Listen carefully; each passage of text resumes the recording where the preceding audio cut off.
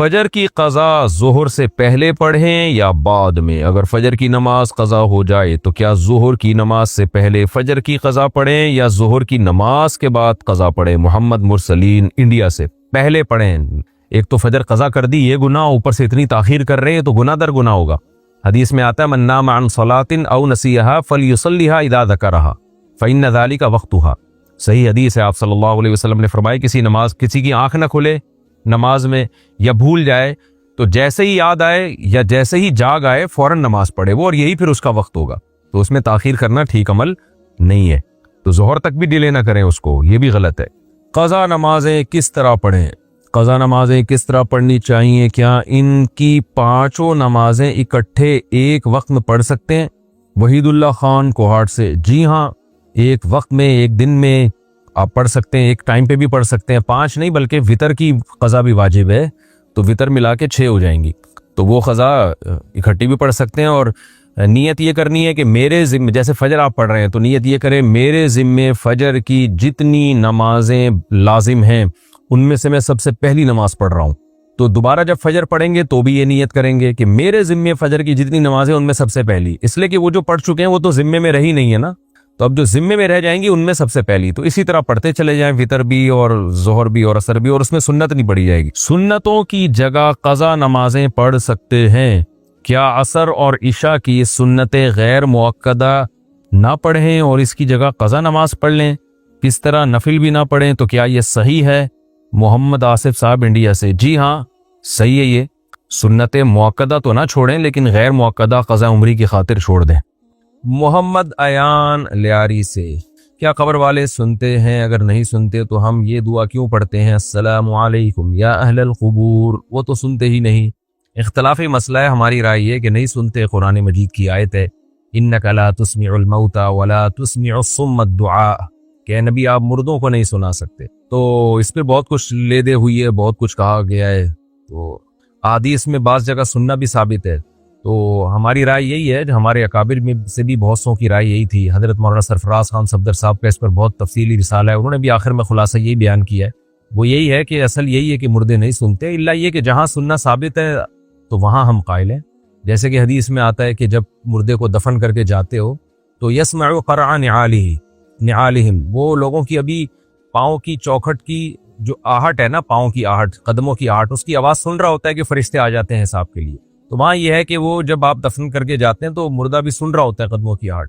لیکن بعض علماء کی یہ رائے ہے کہ یہ حدیث جو ہے نا یہ علم سے کنایا ہے، یہ مردے کو پتہ ہوتا ہے کہ مجھے دفنا کے جا رہے ہیں، واللہ عالم، اس پیچیدہ بحث میں ہمیں پڑھنے کی زیادہ ضرورت نہیں ہے۔ بہرحال آپ نے پوچھا ہے تو میری اور ہمارے بہت سے اکابر کی رائے یہی تھی کہ قرآن کی اس آیت کی روشنی میں کہ مردے نہیں سنتے، الا یہ کہ جہاں سننا ثابت ہے، تو اللہ اپنی قدرت سے کسی کو کوئی بات سنا دے تو پھر اللہ پہ تو کوئی پابندی نہیں ہے، نہ کوئی چیز اللہ کی قدرت سے باہر ہے، لیکن علی الاطلاق یہ قول کہ جب بھی آپ جائیں گے قبر پہ مردے سنیں گے تو یہ قول ہماری رائے میں دلیل کے لحاظ سے کمزور ہے۔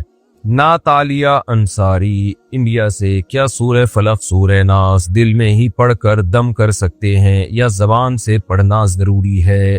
دل میں پڑھ کے نہیں دم کر سکتے بھائی، زبان سے پڑھنا ضروری ہے، زبان سے پڑھ کے دم کریں۔ سعودی عرب سے کسی نے پوچھا انڈیا اور پاکستان سے جو لوگ مسجد وغیرہ کے لیے چندہ کرنے آتے ہیں تو کیا ایسا کرنا جائز ہے؟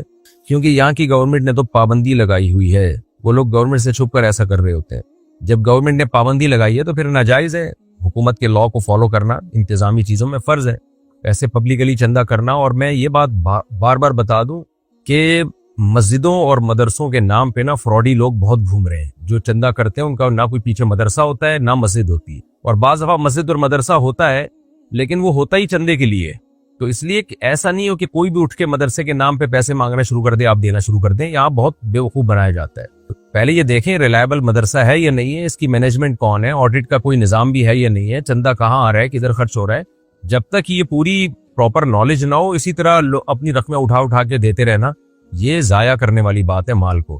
تو یہ ایک باقاعدہ بہت سے لوگ جو ہے نا اس دھندا بنائے ہوئے ان چیزوں کو، تو علماء ایسا نہیں کرتے، لیکن علماء کے روپ میں لوگ ایسا کر رہے ہوتے ہیں، کسی کے چہرے پہ تھوڑی لکھا ہوتا ہے کہ یہ عالم ہے، مفتی ہے، فراڈی ہے، کیا ہے، تو لوگ علماء کا گیٹ اپ بنا لیتے ہیں۔ یہ جتنے روحانی عامل ہیں انہوں نے اپنے نام کے ساتھ مفتی لگانا شروع کر دیا، مفتی فلاں مفتی فلاں، تو پاکستان میں کوئی پابندی تو ہے نہیں, کوئی بھی مفتی کہہ دے. حالانکہ روحانی عامل تو شریف انسان ہو, یہ بڑی مشکل سے, یعنی بہت ہی کوئی ایسا ریئر کیس ہوگا تو ہو گیا ہے گا, ورنہ مفتی کہاں سے ہو گیا وہ. تو اب روحانی عاملوں پہ میں مزید زیادہ نہیں بولتا. تو اس لیے جو ہے نا, یہ جو بعض لوگ ایسا کرتے ہیں کہ چار دیواری کھڑی کی اور کچھ یتیم بچے لا کے رکھ دیے اور پھر نوٹ چھاپنے کی مشین بن جاتے ہیں. لوگ ان یتیموں کے چہرے دیکھ دیکھ کے پیسہ دے رہے ہوتے ہیں, وہ جو مدرسے کا محتمم ہوتا ہے وہ دبا کے پیسہ کما رہا ہوتا ہے, کوئی پوچھنے والا نہیں ہے اس سے. تو اس لیے باقاعدہ جب تک کوئی پراپر عالم نہ ہو یا علماء کے شاگرد نہ ہو جن پہ بڑے علماء کو اعتماد ہو, تو اس کے بغیر یہ کام نہ کریں آپ. یہ بہت خطرناک ہے. ہم نے اس میں اتنے فراڈی دیکھے ہیں کہ آپ کی سوچ جہاں ختم ہوتی ہے نا کہ یہاں تک فراڈ ہو سکتا ہے, وہاں سے فراڈ ان کا شروع ہوتا ہے. تو جو ریلائبل مدارس ہیں, جہاں سنجیدہ سیریس علماء ہیں, ان کا وزٹ کریں, ان کو جا کے دیکھیں, پھر ان کے ساتھ تعاون کریں. تو یا اگر کسی بھی چھوٹے مدرسے کے ساتھ تعاون کرنا ہے تو پہلے وزٹ کریں, پورا دیکھیں کہ بھائی آڈٹ کر, تم رسیدیں دکھاؤ ہمیں کیا ہو رہا ہے یہاں, کتنا کہاں سے آ رہا ہے, یا تم پہ کون اعتماد کرتا ہے بڑے علماء میں سے. تو میں آپ کو بتاؤں, میرے نام کو کتنے لوگوں نے غلط کیش کروایا ہے. میرا بھانجا ہے واسے, تو اس کی آواز میں جو ہے چندے مانگے لوگوں سے کہ مفتی صاحب کا بھانجا بات کر رہا ہوں.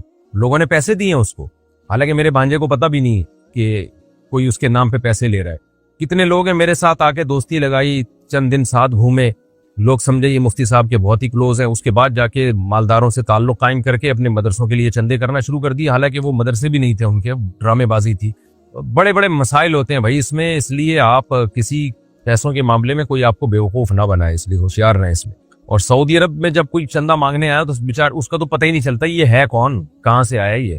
یہاں سے ہول سیل کے حساب سے بھکاری جاتے ہیں سعودی عرب. میں نے ایسے بھکاری دیکھے ہیں سعودی عرب میں, چندہ کر کر کے نا پورے کنٹینر بک کیے انہوں نے جہازوں میں, ان کا مال شپ کے ذریعے کراچی آیا ہے.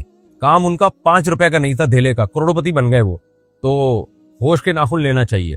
ایک صاحب نے مدرسہ بنایا بھی نہیں, سریا لا کے ڈال دیا, وہ بھی سیٹوں سے کہہ دیا تو سریا ہے نا, تو پھر کنسٹرکشن کا کام ہو رہا ہے, تو وہ ویڈیو بنا کے سعودیہ بھیجی, عربوں کو بھی الو بنایا اور بہت لوگوں کو الو بنا کے دبا کے نوٹ چھاپے اس نے. تو یہ کنسٹرکشن کا کام دکھا دیں گے, دیکھیں کنسٹرکشن ہو رہی ہے. تو مدارس کے ساتھ تعاون بھرپور طریقے سے کرنا چاہیے, لیکن مدرسہ ہو اور اس میں کرپشن نہ ہو, پورا سسٹم چل رہا اس کا.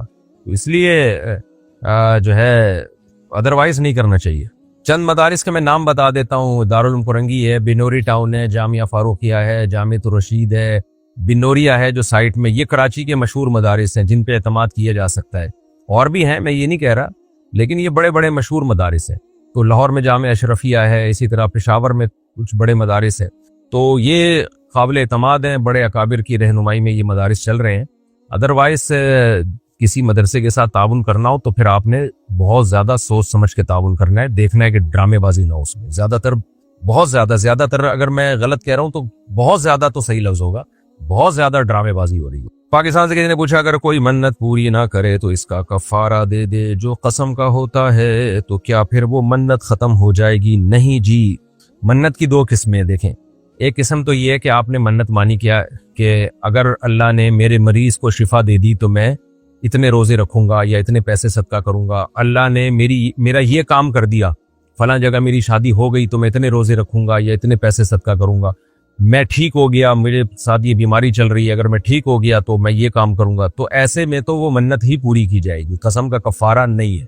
لیکن اگر کسی نے منت کے ایسے الفاظ مانے کہ اگر میں نے فلاں کام کیا, یعنی ایسا کام جس سے آپ بچنا چاہتے ہیں, جیسے کوئی گناہ کی عادت پڑ گئی تو آدمی قسم اٹھا لیتا اگر میں نے یہ گناہ کیا یا میں نے فلاں کام کیا تو میں جو ہے 1 مہینے کے روزے رکھوں گا یا میں 1 لاکھ روپے صدقہ کروں گا. تو جس کام سے بچنے کے لیے انسان قسم اٹھاتا ہے نا, قسم کو یعنی منت مانتا ہے, منت قسم نہیں منت, کہ یہ کام میں نے اگر کیا تو مجھ پر اتنے روزے لازم ہے, تو پھر اس کام کو اگر کر لیا تو پھر اس میں اس کے پاس آپشن ہوتا ہے, چاہے تو اتنے روزے رکھ لے, چاہے تو قسم کا کفارہ ادا کر لے. تو قسم کے کفارے کے طور پہ 3 روزے ہوتے ہیں پھر. تو یعنی ہر منت میں ایسا نہیں ہوتا کہ قسم کا کفارہ دے سکتا ہے. اس منت میں ایسا ہوتا ہے جس میں کسی کام کو نہ کرنے کے لیے منت مانی ہو تاکہ میں اس کام کو نہ کر پاؤں, تو وہ کام کرنے سے پھر منت واجب ہو جاتی ہے. لیکن اس میں یہ آپشن ہوتا ہے قسم کا کفارہ بھی دے سکتے ہیں آپ. وجہ اس کی یہ کہ یہ حکم کے لحاظ سے جو ہے نا یہ یمین ہے, اور یعنی حکم کے لحاظ سے تو یہ یمین ہے, ہاں, اور الفاظ کے لحاظ سے یہ منت ہے. اس لیے اس میں دونوں آپشن ہیں. لیکن نارملی کسی نے منت مانی ہے کہ میرا یہ کام ہو گیا، اللہ نے یہ کام کر دیا تو میں روزے رکھوں گا، تو پھر وہ روزے ہی ہیں اور اس میں قسم کا کفارہ نہیں۔ انڈیا کے مجھے کیا ہندو کے گھر میں نماز پڑھ سکتے ہیں؟ جی پڑھ سکتے ہیں، کیوں نہیں پڑھ سکتے۔ راجستھان سے کسی نے پوچھا، راجستھان انڈیا سے، نیاز اور فاتحہ کیوں نہیں دلانا چاہیے، اس بارے میں بتا دیجئے، کیونکہ لوگ مجھ سے ہر بار یہی بولتے ہیں کہ تم لوگ نیاز کیوں نہیں دیتے۔ ان سے بولیں یہ نیاز کا لفظ ہی نہیں ہے حدیث میں، اور یہ چلو لفظ بعض حدیثوں میں نہیں ہوتے، عمل تو ملتا ہے، تو عمل بھی نہیں ہے۔ بتاؤ کن صحابی نے کس وقت نیاز دلائی تھی، کیا کیا تھا؟ یہ نیاز دلانا ہوتا کیا ہے؟ صدقات و خیرات ہیں، کسی بھی غریب کو جب چاہو چپکے سے کھلا دو اللہ کی رضا کے لیے، بس اس سے زیادہ صدقات و خیرات کی اور کوئی حیثیت نہیں ہے، بس یہی حیثیت۔ تو 11ویں 12ویں اور پھر فلانے کی نیاز اور فلانے کی نیاز، یہ نبی صلی اللہ علیہ وسلم، صحابہ، ائمہ اربعہ، مجتہدین میں سے کسی سے بھی ثابت نہیں ہے۔ فاطمہ صاحبہ امریکہ سے پوچھتی ہیں، میں شادی شدہ ہوں اور صاحب اولاد ہوں، میں ملازمت کرتی ہوں اور اپنے بہن بھائیوں اور ماں باپ کی کفالت کرتی ہوں، اس خدمت کا موقع ملنے پر بہت خوش ہوں، آپ رہنمائی فرمائیں کہ کیا اپنے ماں باپ اور بہن بھائی پر خرچ کرنا صدقے میں شمار ہوگا یا مجھے الگ سے صدقہ دینے کا اہتمام کرنا چاہیے؟ یہ بھی فرمائیں کہ کیا میں اپنی زکوٰۃ اپنے بالغ بہن بھائی کو دے سکتی ہوں جو مالی طور پر صاحب حیثیت نہیں ہے؟ نیز یہ بھی بتائیے کہ کیا میں اپنے والد کے قضا، روزوں اور نمازوں کا کفارہ ان کی اجازت سے اپنے مال سے دے سکتی ہوں؟ سب کام کر سکتی ہیں جن چیزوں کا بھی آپ نے پوچھا ہے۔ اور جو شریعت میں رشتہ داروں پہ جو خرچ کرنے کا صدقہ ہے نا، اس میں 2 ثواب ملتے ہیں، حدیث میں آتا ہے، صدقے کا ثواب بھی اور رشتہ داری جوڑنے کا ثواب بھی۔ تو اللہ آپ کو اور توفیق دے، آپ کے مال میں اللہ تعالیٰ اور برکت دے۔ لیکن ہمیں رشتہ داروں پہ بھی خرچ کرنا چاہیے، لیکن دوسرے جو دیگر شریعت کے مصارف ہیں نا، جہاں شریعت نے بتایا اگر وہاں ضرورت ہو تو وہاں بھی خرچ کرنا چاہیے، جیسے دین کی تبلیغ کے لیے، یا کوئی آپ کو بہت زیادہ ضرورت مند مل جاتا ہے جو بیچارہ کھانے پینے کا محتاج ہے، جبکہ رشتہ داروں کو آپ نے دیکھا کہ کھانا پینا ان کو اچھا مل رہا ہے، تو پھر اس مسکین کو ترجیح دینی چاہیے ایسے موقع۔ یعنی اگر رشتہ داروں کا پیٹ بھرا ہوا ہے، ان کو بہت زیادہ ضرورت نہیں ہے، اور کسی ایسے فرد کو بہت زیادہ ضرورت پڑ جاتی ہے کہ آپ نے اس کی ضرورت پوری نہ کی، تو وہ تو بالکل ہی حالت اس کی غیر ہو جائے گی۔ تو پھر ایسے موقع پہ شریعت ضرورت مند کو ترجیح دیتی ہے رشتہ داروں پہ، نارملی تو رشتہ دار ہی کو ترجیح دینی چاہیے۔ انصاری حفظ الرحمان مالیگاؤں مہاراشٹر سے، مفتی صاحب یوٹیوب پر خواب کی تعبیر دیکھ سکتے ہیں یا نہیں؟ بہت سے مولانا یوٹیوب پر خواب کی تعبیر بتاتے ہیں، یہ تعبیریں دیکھنا کیسا ہے؟ ہمیں آپ کی طرف سے ہمارے پہلے سوال کا جواب ملا مفتی صاحب، بہت خوشی ہوئی، دل سے دعا ہے کہ اللہ تعالیٰ آپ پر سلامتی اور رحمت نازل فرمائے۔ آپ لوگ میری دشمنیوں میں اضافہ کر رہے ہیں، عاملوں کے خلاف بلوا کے، میں بہت بولتا ہوں عاملوں کے خلاف، اور انشاءاللہ مرتے دم تک بولتا رہوں گا، اکیلا ہی بول رہا ہوں، کوئی اور بھی بولے تو میں چپ ہو جاؤں نا۔ اسی طرح یاد رکھیں، یوٹیوب پہ جو خوابوں کی تعبیروں کے دھندے شروع کیے ہیں نا، ان میں بھی ڈرامے بازی ہے۔ خواب کی تعبیر اتنی ہلکی بات نہیں کہ پورے چینل کھول کے خواب آ رہے ہیں اور تعبیریں پارسل کرنا شروع کر دی، اتنا ہلکی بات نہیں۔ اس کا تعلق ہے ذہنی فراست سے۔ بعض لوگوں کو اللہ نے غیر معمولی فراست دی ہوتی ہے، لیکن ایسی فراست کسی کے پاس نہیں ہوتی کہ ہر وقت جو بھی فون کر رہا ہے خواب کی تعبیر آپ اس کو بتائے جا رہے ہیں، یہ نہیں ہوتا۔ اس میں بہت سوچنا پڑتا ہے، بہت کچھ اللہ کی طرف سے بھی بعض دفعہ مدد ہوتی ہے انسان کی۔ تو کبھی کبھار کوئی خواب کسی کو بہت ہی عجیب سا آ جائے اور اس کو لگے کہ یہ کچھ ایسا ہے جس کی کوئی تعبیر ہوگی، تو پھر وہ کسی صاحب فراست بزرگ کے پاس جائے، تو وہ بزرگ اس کے سارے حالات کو دیکھتے ہیں اور اس میں غور و فکر کرتے ہیں، اس کے بعد جو ہے اس کی تعبیر متعین کی جاتی ہے۔ یہ اتنا آسان عمل ہوتا تو اللہ نے یوسف علیہ السلام کو معجزے کے طور پہ نہ دیا ہوتا۔ یوسف علیہ السلام کا تو معجزہ تھا۔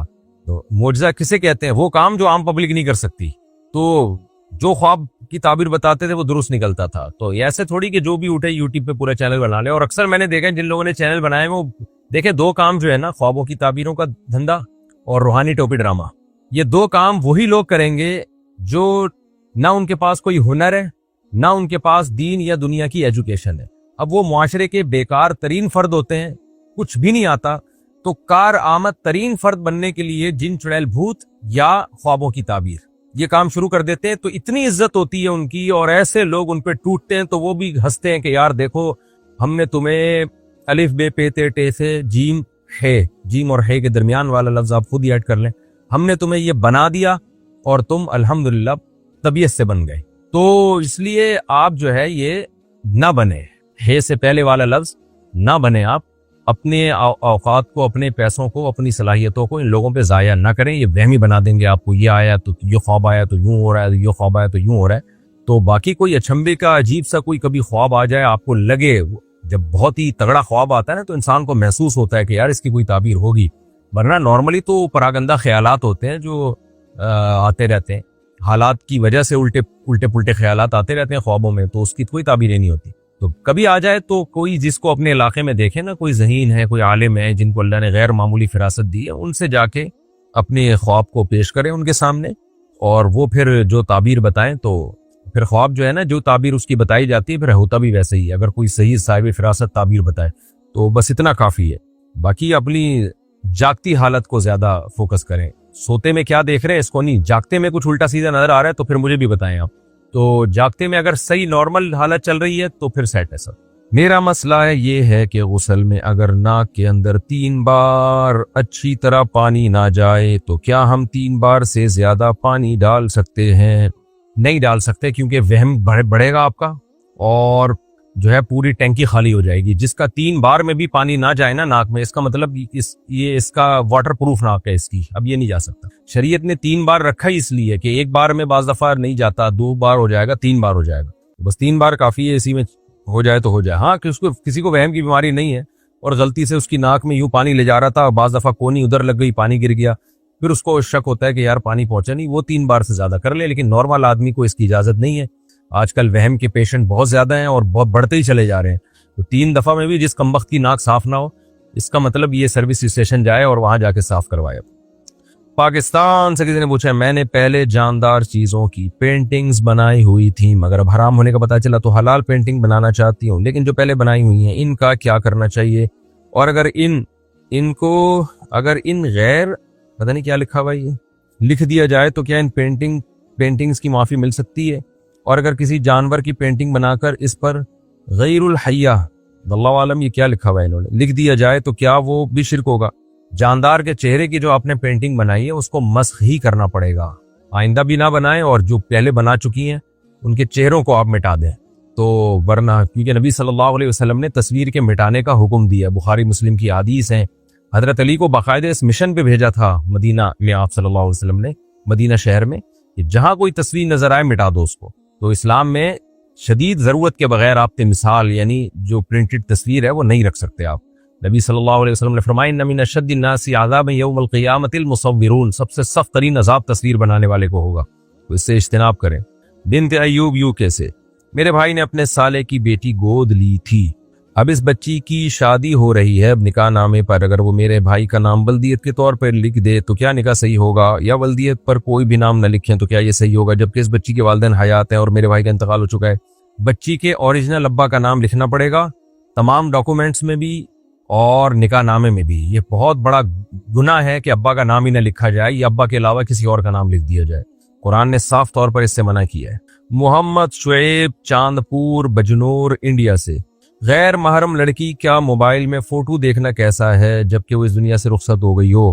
ٹھیک نہیں ہے بھائی، کیوں لڑکی کا فوٹو دیکھ رہے ہیں آپ بلا وجہ؟ سعد احمد میاں چنو سے، کیا قرآن مجید کا صرف اردو ترجمہ شائع کر سکتے ہیں؟ بہت سے علماء نے اس عمل کو ناجائز اس لیے قرار دیا ہے کہ اس میں قرآن کی تحریف ہونے کا امکان بڑھ جاتا ہے۔ عربی ہو نیچے ترجمہ ہو تو اگر کوئی غلط ترجمہ کرے گا تو علماء پکڑ لیں گے نا کہ دیکھو یہ عربی میں کیا لکھا ہے، نیچے ترجمہ کیا ہے، لیکن خالی ترجمہ ہوگا تو امکان ہوتا ہے کہ ایسا نہ ہو کہ کوئی تحریف کر لے۔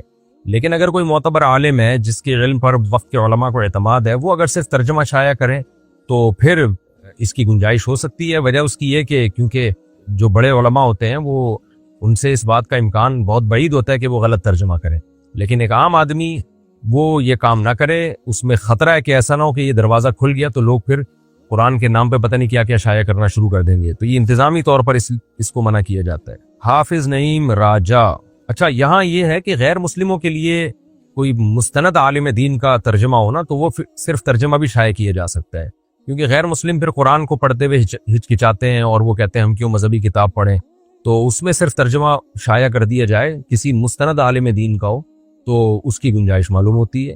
حافظ نعیم راجا، یہ کہاں سے کہ سیجی کوٹ، میرا سوال یہ ہے کہ یہ کیا لکھا ہے، فوریکس اور آن لائن ورک حلال ہے یا ناجائز ہے؟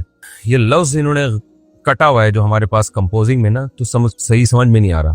دیکھیں آن لائن کوئی بھی کاروبار ہو، بہت ساری ایپس آ رہی ہیں، بہت سارے کاروبار کے طریقے آ رہے ہیں، تو بار بار میں یہ بات بتاتا ہوں کہ آن لائن بزنس میں چند چیزوں کا خیال کریں. اگر کوئی چیز بیچنی ہے تو اپنے یا اپنے کسی نمائندے کے قبضے میں لائے بغیر نہیں بیچ سکتے، پہلی بات. نمبر 2، دو پارٹیوں کے درمیان بیچنے کا کمیشن لے سکتے ہیں، لیکن پھر اس میں بیچنے والے آپ نہیں ہوں گے. آپ یہ کہو گے فلاں بیچ رہا ہے، تم خرید رہے ہو، میں تمہیں ارینج کر کے یہ چیز دلوا دوں گا، تو پھر یہ کمیشن ہوگا. لیکن وہ چیز پھر آپ کے زمان میں نہیں ہوگی. آپ وہاں سے لے کے جب تک وہ بندہ قبضہ نہیں کر لیتا، وہ ہلاک ہو گئی تو کمپنی کا نقصان ہوگا، آپ کا نقصان نہیں سمجھا جائے گا. اور اگر بیچنے کے لیے آپ لے رہے ہو تو میں نے جیسے پہلے نمبر پہ بتایا کہ اپنے قبضے میں لیں، اس دوران ہلاک ہو گئی تو آپ کا نقصان ہے، قبضے میں آنے کے بعد پھر آپ آگے بیچیں. اور تیسری صورت یہ ہوتی ہے کہ بیچنے کا وعدہ کر لیں، جو سب سے آسان صورت ہے. آپ بتائیں یہ پروڈکٹ ہے مارکیٹ میں اتنے کی دوں گا، بتاؤ تم لینا چاہتے ہو، انٹرسٹڈ ہو تو مجھے بتاؤ. وہ کہتے ہیں ہاں جی میں آپ سے اتنے کی لے لوں گا، لی نہیں ہے لے لوں گا. پھر آپ خریدیں، اپنے وکیل کے ذریعے قبضہ کریں یا خود قبضہ کریں، اور پھر اس کو بتائیں کہ بھئی یہ چیز ہے، اب آپ بتاؤ. تو اس دوران اس کو یہ حق ہوگا کہ وہ واپس کر دے آپ کو. اور اس دوران یہ چیز ہلاک ہو گئی یعنی قبضے میں آنے کے بعد، تو آپ کا نقصان ہے، کمپنی کا نقصان نہیں. تو پھر آپ لے جا کے اس کو بیچ دیتے ہیں. تو یہ بیچنے کا وعدہ تھا، بیچا نہیں ہے، لیکن اس کو یہ آپشن ہوگا اس وعدے میں کہ وہ جو بائر ہے نا وہ مکر بھی سکتا ہے، کہہ رہا ہے میں نے وعدہ تو کیا تھا لیکن اب میرا موڈ نہیں ہے خریدنے. یہ 3 طریقوں کے علاوہ آن لائن جو خرید و فروخت کے طریقے چل رہے ہیں وہ جائز نہیں ہے. انڈیا سے پوچھا میرے بابا میرے بھائی کی شادی خالہ کی بیٹی سے کرنا چاہتے ہیں، لیکن میرا بھائی نہیں کرنا چاہتا، وہ زبردستی کر رہے ہیں، کیا ایسا کرنا درست ہے؟ زبردستی نہیں کر سکتے بھائی. کسی کی شادی زبردستی کریں گے، وہ بیوی سے محبت نہیں کرے گا، اس کو بوجھ سمجھے گا، تو بڑے مسائل کھڑے ہوتے ہیں اس میں. محمد جنید بھورا والا، منگنی کے بعد منگیتر سے بات کرنے کے لیے سری نکاح کرنا کیسا ہے؟ اپنے دوست کو گواہ بنا کر تاکہ گناہ سے بچ جائے. یہ جو ہے نا لڑکے سری نکاح کرتے ہیں، اس کے سائیڈ ایفیکٹ بہت زیادہ ہوتے ہیں. تو لڑکی کا اپنے ولی کی اجازت کے بغیر نکاح کرنا بھی عام حالات میں قابل تعریف نہیں ہے.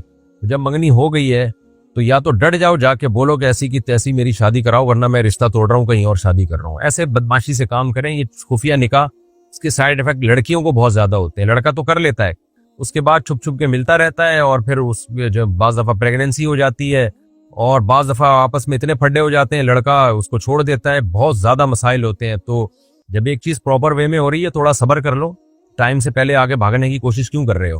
اور اگر صبر نہیں ہو رہا تو لڑکی والوں کو بتا دو بھائی مجھ سے صبر نہیں ہو رہا ہے، یا مجھے جلدی ہے نکاح کی، آپ نے اگر دینی اپنی بیٹی دے دیں، ادروائز میں منگنی توڑ کے کہیں اور شادی کر رہا ہوں. عبد الرحمان صاحب انڈیا سے پوچھتے ہیں میں جہیز کے خلاف ہوں، مگر لڑکی کا شوق ہے کہ اس کے گھر والے اس کو تحفے کے طور پر چیزیں اور سامان بھیجیں، تو گفٹ قبول کرنا جائز ہے یا نہیں؟ آپ مضبوط لہجے میں لڑکی والوں کو بتا دیں کہ مجھے جہیز بالکل بھی نہیں چاہیے. ڈرامے بازی نہ کریں اس میں. بعض دفعہ اوپر سے کہہ رہے ہوتے ہیں، اندر سے ہوتا ہے کہ چاہیے، تو پھر بھی وہ دے رہے ہیں، تو پھر یہ آپ کا ہیڈک نہیں ہے. پھر لڑائی جھگڑا نہ کریں، اس سے اختلافات ہوتے ہیں، لڑائیاں ہوتی ہیں. وہ اپنی بیٹی کو دے رہے ہیں تو آپ پھر زبردستی نہیں روک سکتے. شمس الدین علی احمد خان انڈیا سے، کیا گدھے کا گوشت کھانا مکروہ ہے؟ ازبکستان، تاجکستان، ترکمانستان، خاص طور پر کرغزستان اور قزاقستان میں تو گدھے کا گوشت، سنی حنفی بھی گدھے کا گوشت کھاتے ہیں. اور یہ بھی سوال ہے کہ مکروہ کام کرنے سے کیا انسان کو گناہ ملتا ہے؟ گدھے کا گوشت حرام ہے، وہی صحیح حدیث ہے. حنفی ہو یا شافی ہو، سب کے نزدیک حرام ہے. لاہور میں کھلایا گیا تھا، وہ بھی غلطی سے، جان کر وہاں بھی نہیں کھایا گیا ہے. تو حرام ہے، ناجائز ہے، نہیں کھائیں گدھے کا گوشت، کوئی مکروہ نہیں ہے. اور اگر کوئی کھا رہا ہے تو اس کو منع کریں کہ انسان بنو، گدھے کی یہ کیا کھا رہے ہو تم. فہد صاحب کوئٹہ سے، کچھ عرصے قبل ایک مسجد میں موجود تھا. مغرب کی نماز کے بعد پہلے بیان ہوا، پھر نعت پڑھی گئی، اس کے بعد اندھیرا کر کے کلمہ طیبہ وغیرہ کا زور زور سے ورد کیا گیا. بدعتی تو ایسا کرتے ہی ہیں، کیا اہل حق علماء کے نزدیک بھی ایسا کرنا درست ہے؟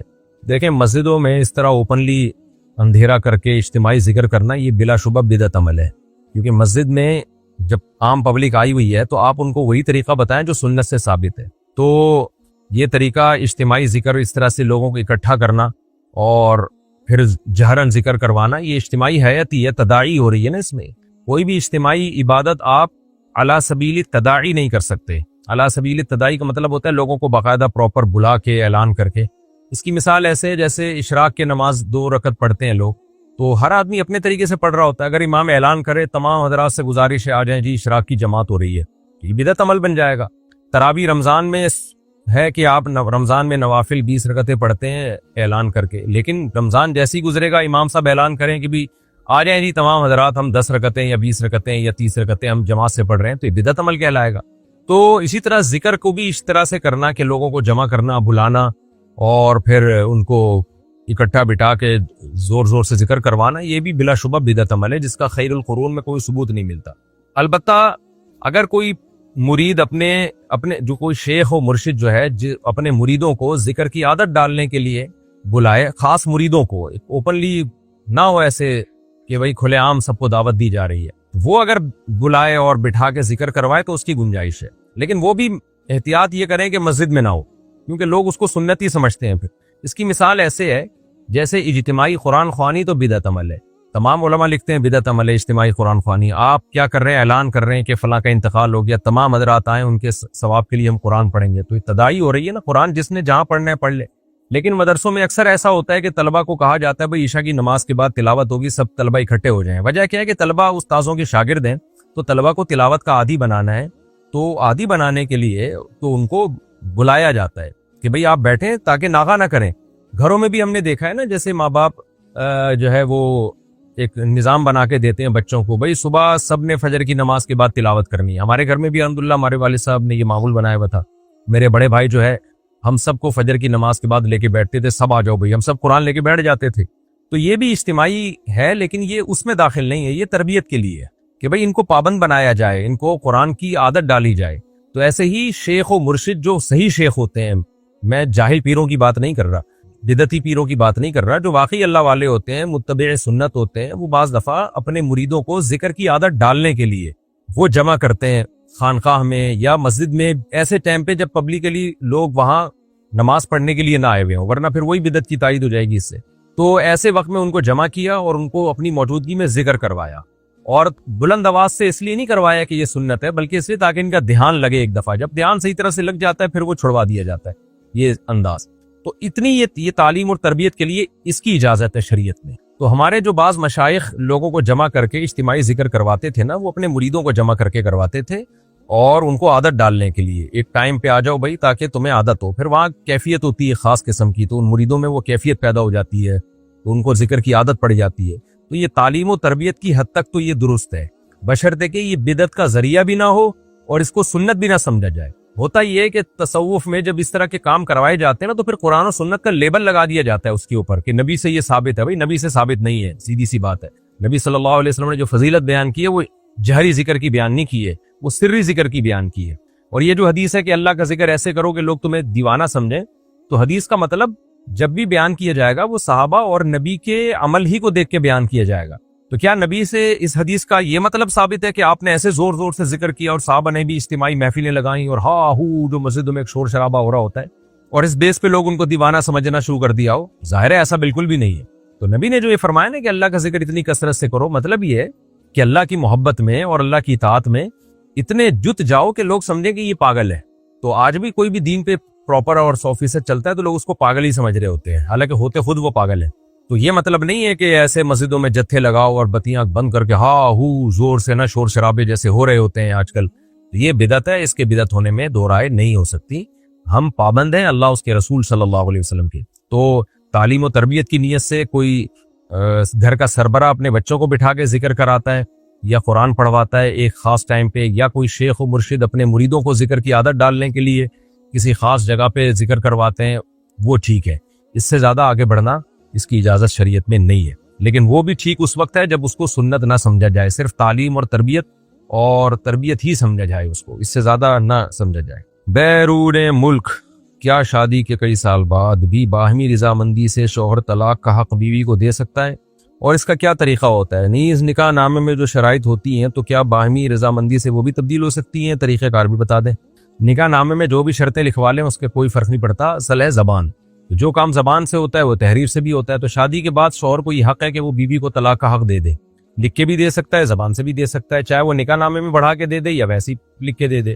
اب کتنی طلاقوں کا اختیار دے سکتا ہے؟ بھائی جتنی کا وہ دے رہا ہے اتنی کا دے سکتا ہے، منہ سے جتنی الفاظ بولے گا اتنی۔ اگر وہ بولتا ہے تمہیں طلاق کا اختیار ہے تو ایک طلاق رجعی کا اختیار ہوگا۔ اگر وہ بولتا ہے ایک طلاق کا اختیار ہے لیکن طلاق بائن کا، یعنی ایک طلاق ہوگی لیکن نکاح ٹوٹ جائے گا، تو ایک طلاق کا عورت کے پاس اختیار آ جائے گا۔ اگر وہ کہتا ہے 3 طلاقوں کا اختیار ہے تو تینوں طلاقوں کا اختیار ہو جائے گا۔ اور پھر اختیار کب تک کے لیے ہوگا؟ ہمیشہ کے لیے ہوگا۔ اگر وہ کہتا ہے ہمیشہ کے لیے تو ہمیشہ کے لیے ہوگا، اور اگر وہ کہتا ہے کہ طلاق کا اختیار ہے کسی خاص مجلس میں کہتا ہے تو پھر اس مجلس تک ہوگا۔ وہ اس مجلس میں عورت نے وہ اختیار مسترد کر دیا یا اٹھ کے چلی گئی تو وہ اختیار ختم ہو جائے گا۔ تو شوہر جتنے ٹائم کے لیے اختیار دے رہا ہے اتنے ٹائم کے لیے ہوگا, ہمیشہ کے لیے دے رہا ہے ہمیشہ کے لیے, اس ٹائم کے لیے دے رہا ہے اس ٹائم کے لیے ہوگا. لیکن جب ایک دفعہ اختیار دے دیا تو اختیار ریورس نہیں ہو سکتا, خوب سمجھ لے. پھر یہ بیگم کے پاس گوٹ چلی جائے گی, اس کی مرضی ہے. طریقہ کار بھی بتا دیا. اگر کہیں جھگڑا ہو رہا ہو اور آپ سمجھتے ہو کہ بیوی آپ سے علیحدگی چاہتی ہے اور شرم کی وجہ سے مانگنی نہیں ہے علیحدگی, اور آپ بھی چھوڑنا چاہتے ہو, تو پھر بیوی کو اختیار دے دیا جا سکتا ہے.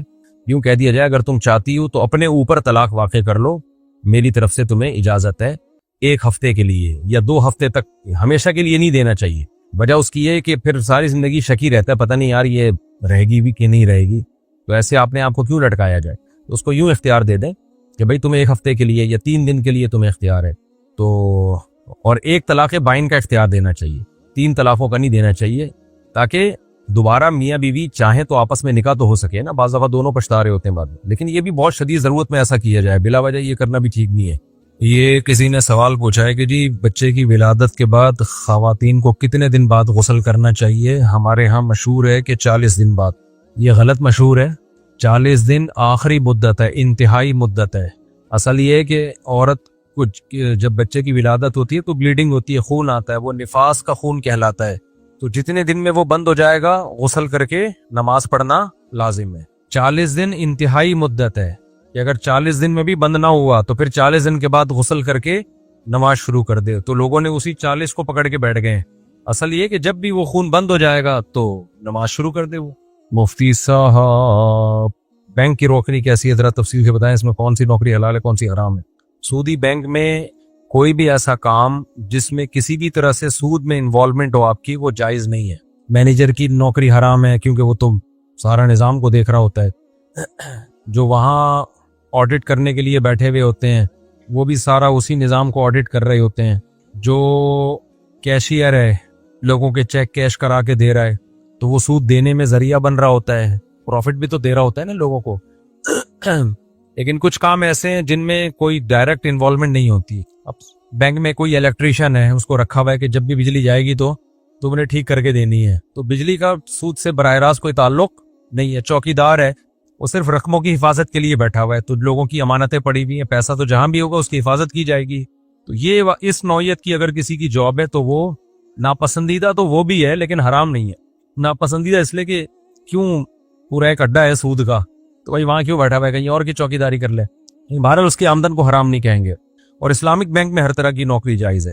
اچھا یہاں ایک اور بات میں آپ سے عرض کروں, لوگ نا بہت مسئلہ کرتے ہیں, سفر میں ملتے ہیں, پڑھے لکھے ہوتے ہیں, وہ کہتے ہیں آپ نے اسلامک بینک کی جاب کو جائز قرار دیا, اس میں تو یہ اشکال ہے, اس میں تو یہ اشکال ہے. میں ان کو اشکال کا جواب دیتا ہوں, پھر وہ بحث کرتے ہیں, لامتناہی بحث شروع ہو جاتی ہے. اس سے مجھے جو سیکھنے کو ملتا ہے نا کہ جو جس کی فیلڈ نہیں ہے نا اس کو اس کے بارے میں سمجھانا بھی بہت مشکل ہے, بہت مشکل ہے. کیونکہ نہ ان کو سود کی ڈیفینیشن کا پتہ ہوتا ہے, نہ ان کو قرآن و سنت کا بیسک علم ہوتا ہے. اب اکنامکس پڑھ لی انہوں نے, اکاؤنٹنگ پڑھ لی, یا چارٹرڈ اکاؤنٹنٹ بن گئے, ٹھیک ہے اپنی فیلڈ کے آپ ماہر ہو گئے, لیکن اسلام کے تو آپ ماہر نہیں ہو نا. تو یہ لوگ پھر بہت زیادہ دماغ خراب کرتے ہیں. پھر ان کی سمجھ میں ہی نہیں آ رہا ہوتا, ان کی یعنی مینٹل لیول میں ایک چیز لیول ہی اس قابل نہیں ہوتا کہ اس میں ان کو ہم وہ سمجھائیں. تو ان کو پھر میں شارٹ بات یہ کرتا ہوں, بھائی آپ اس فیلڈ کے ماہر علماء کی تقلید کریں, آپ اگر نہیں سمجھ میں آتا تو نہ کریں, بس یہی.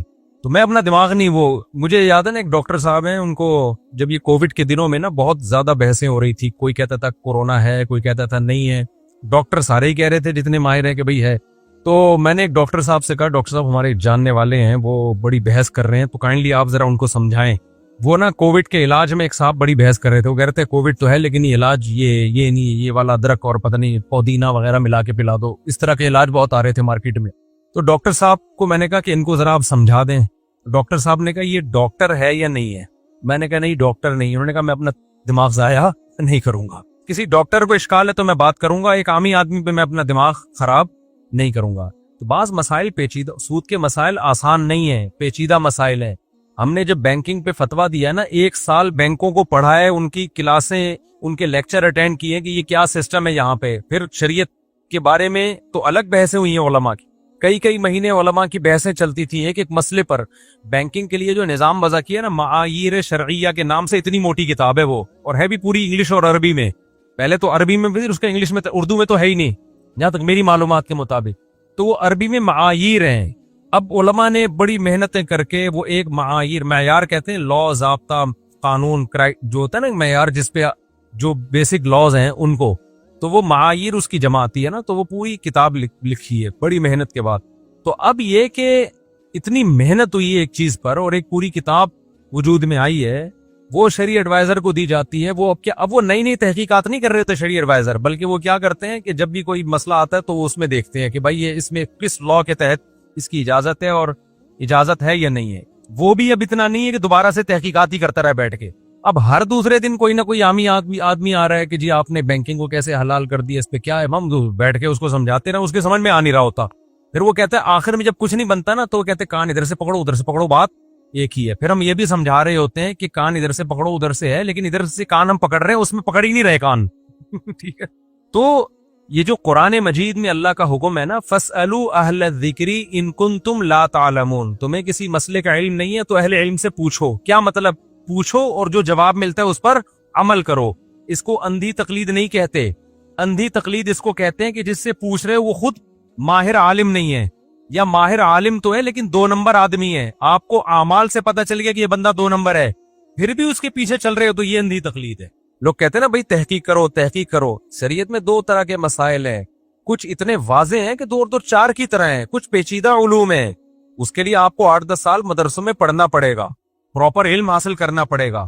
نہیں پڑھتے تو پھر کسی پڑھے ہوئے کو فالو کرنا پڑے گا آپ کو. اس کے علاوہ آپ کے پاس کوئی آپشن نہیں ہے. یہاں اکثر لوگ کہتے ہیں یہ دین مولویوں کی اجارہ داری ہے، مولوی ٹھیکیدار بن گئے ہیں. بھائی دین میں کسی کی اجارہ داری نہیں ہے، واقعی نہیں ہے. تبھی ہم کہتے ہیں جو بھی آئے گا ہم اس کو پڑھائیں گے، لیکن پڑھے تو صحیح نا.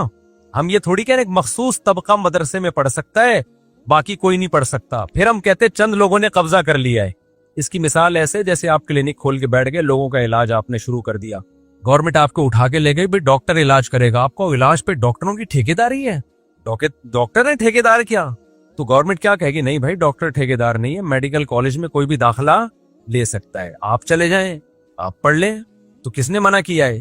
اب یہ لوگ نہ مدرسوں میں جا کے پڑھتے ہیں، نہ یونیورسٹیوں میں پراپر دین کا علم حاصل کرتے ہیں، اور پھر جب جہالت میں بکواسات کرنا شروع کرتے ہیں.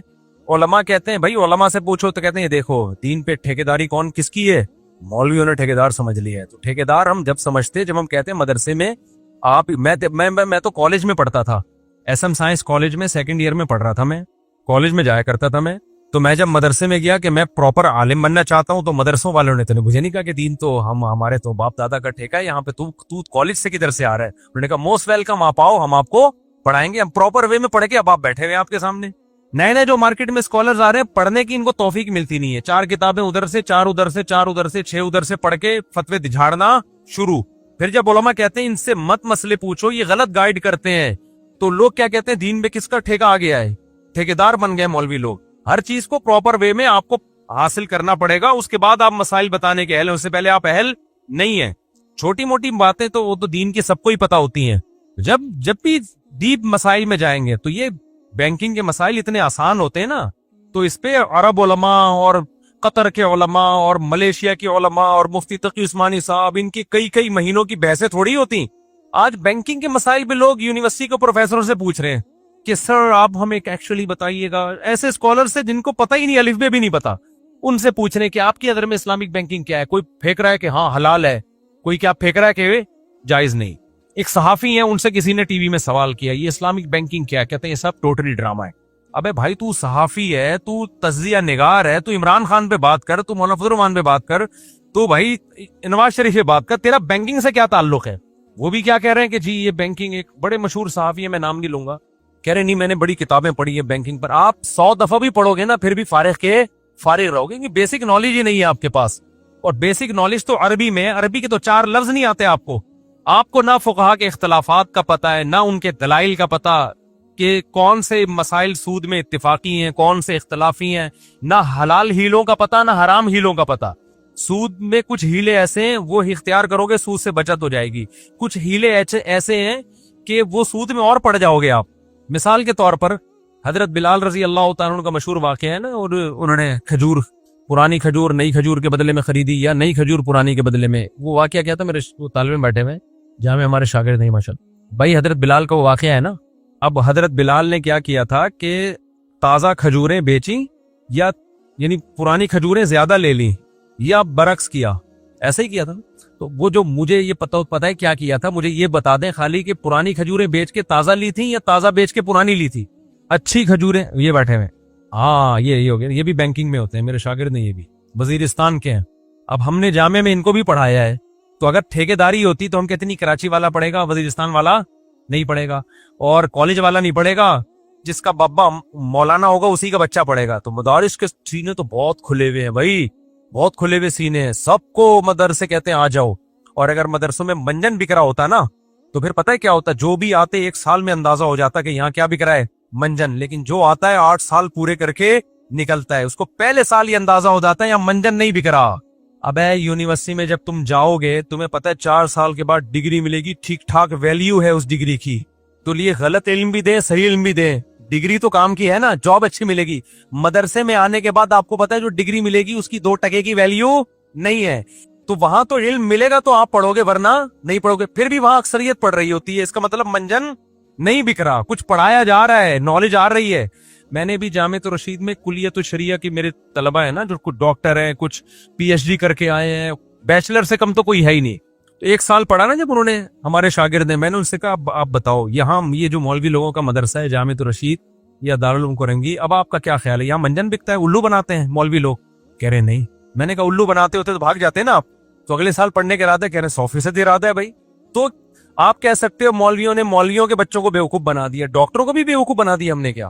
یعنی ہم وہاں اگر دیوبندیت پڑھا رہے ہوتے, لوگ کہتے ہیں مدرسوں میں دیوبندیت پڑھائی جاتی ہے, اسلام نہیں پڑھایا جاتا. او بھائی دیوبندیت پڑھا کے آپ 4 آدمیوں کو بیوقوف بنا سکتے ہو, 4000 4 لاکھ افراد کو بیوقوف نہیں بنا سکتے. اس کا مطلب ہے کہ علماء دیوبند اگرچہ مدرسے پڑھا رہے ہیں, پڑھا دیوبندیت نہیں رہے ہیں, پڑھا اسلام رہے ہیں, تبھی لوگ ٹکے ہوئے ہیں مدرسوں میں, اور پوری ایڑی چوٹی کا زور لگا لیا مدارس کے خلاف, پھر بھی پھل پھول ہی رہے ہیں.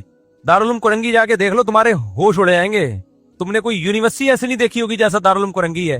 منجن بک رہا ہوتا نا تو اتنی بڑی تعداد میں 8 9 سال کے لیے طلبہ اپنی جوانی وہاں وقف نہیں کرتے. بنوری ٹاؤن میں چلے جاؤ, بنوری ٹاؤن میں تو اب باہر کے طلبہ کم آ رہے کیونکہ مشرف نے پابندی لگا دی, ورنہ ملیشیا, انڈونیشیا اور تھائی لینڈ, کون سے افریقہ, میں خود ملا ہوں بنوری ٹاؤن میں, بڑے یعنی پوری دنیا سے لوگ آ رہے تھے علم حاصل کرنے کے لیے. اگر ان مدرسوں میں منجن بک رہا ہوتا تو وہ منجن ملیشیا والوں کو بھی آپ نے الو بنا دیا, افریقہ والوں کو بھی الو بنا دیا. اس کا مطلب جو مدرسوں کے خلاف بول رہا ہے نا, وہ خلاف بول کے اپنی پڑیا اور منجن بیچ رہا ہے. مدارس منجن نہیں بیچ رہے, اسلام پڑھا رہے ہیں. ابے نہیں آئے گی سمجھ میں تم لوگوں کے, نہیں تو ایسی بے وقوفوں کے پیچھے پڑے رہو, پھر جا کے علماء کو چھوڑ دو تو گمراہ ہو جاؤ گے. حدیث میں آتا ہے, بخاری مسلم کی حدیث ہے کہ قرب قیامت میں اللہ علماء کو اٹھائے گا, لوگ جاہلوں کو مقتدا اور رہبر بنائیں گے. باقی وہ بات میں بار بار کرتا رہتا ہوں کہ بھئی پھر علماء میں 2 نمبر بھی تو ہیں, تو بھئی وہ تو ہر فیلڈ میں ہی 2 نمبر بھی ہوتے ہیں, تو آپ 2 نمبر کو نہیں, آپ 1 نمبر کے پاس جاؤ نا. لیکن آنا مسائل کا علم علماء ہی سکھائیں گے آپ کو. یہ نہیں ہو سکتا کہ مولویوں میں 2 نمبر بھی ہیں اور کیلے, چھوڑو وہ کسی کا نام نہیں لیتا, عجیب ٹائپ کی چیزیں مارکیٹ میں آ رہی ہیں نا.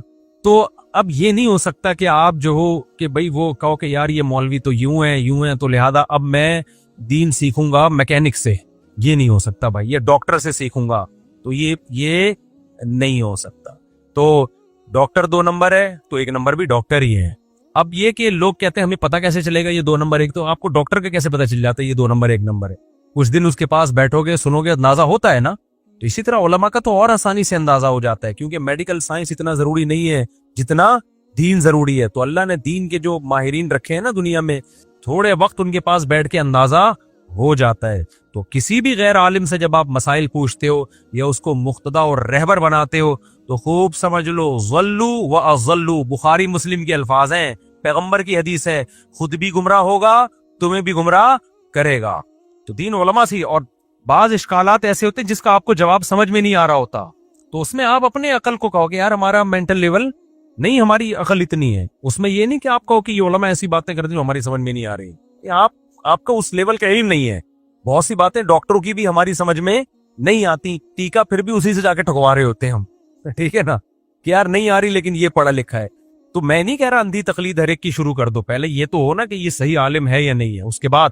اور دوسری بار ایک بات میں کہتا ہوں, اس زمانے میں کوئی عالم آپ کو 4 اماموں سے اگر ہٹا رہا ہے تو نیا فرقہ کھڑا کر رہا ہے. وہ समझ रहे हो, नया फिरका खड़ा कर रहा है वो कोई भी आलिम, क्योंकि ये दीन नया नहीं आया, ये बहुत पुराना है।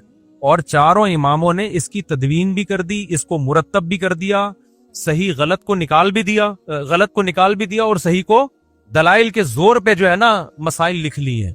अब अगर कोई पांचवा फिरका लाने की कोशिश कर रहा है या चारों को मिला के एक बनाने की कोशिश कर रहा है, तो एक बनाने में कभी कामयाब नहीं होगा। वो लेबल बहुत अच्छे लगा रहा है, समझ लो कि नया मंजन मार्केट में ला रहा है, वो मंजन बेच रहा है।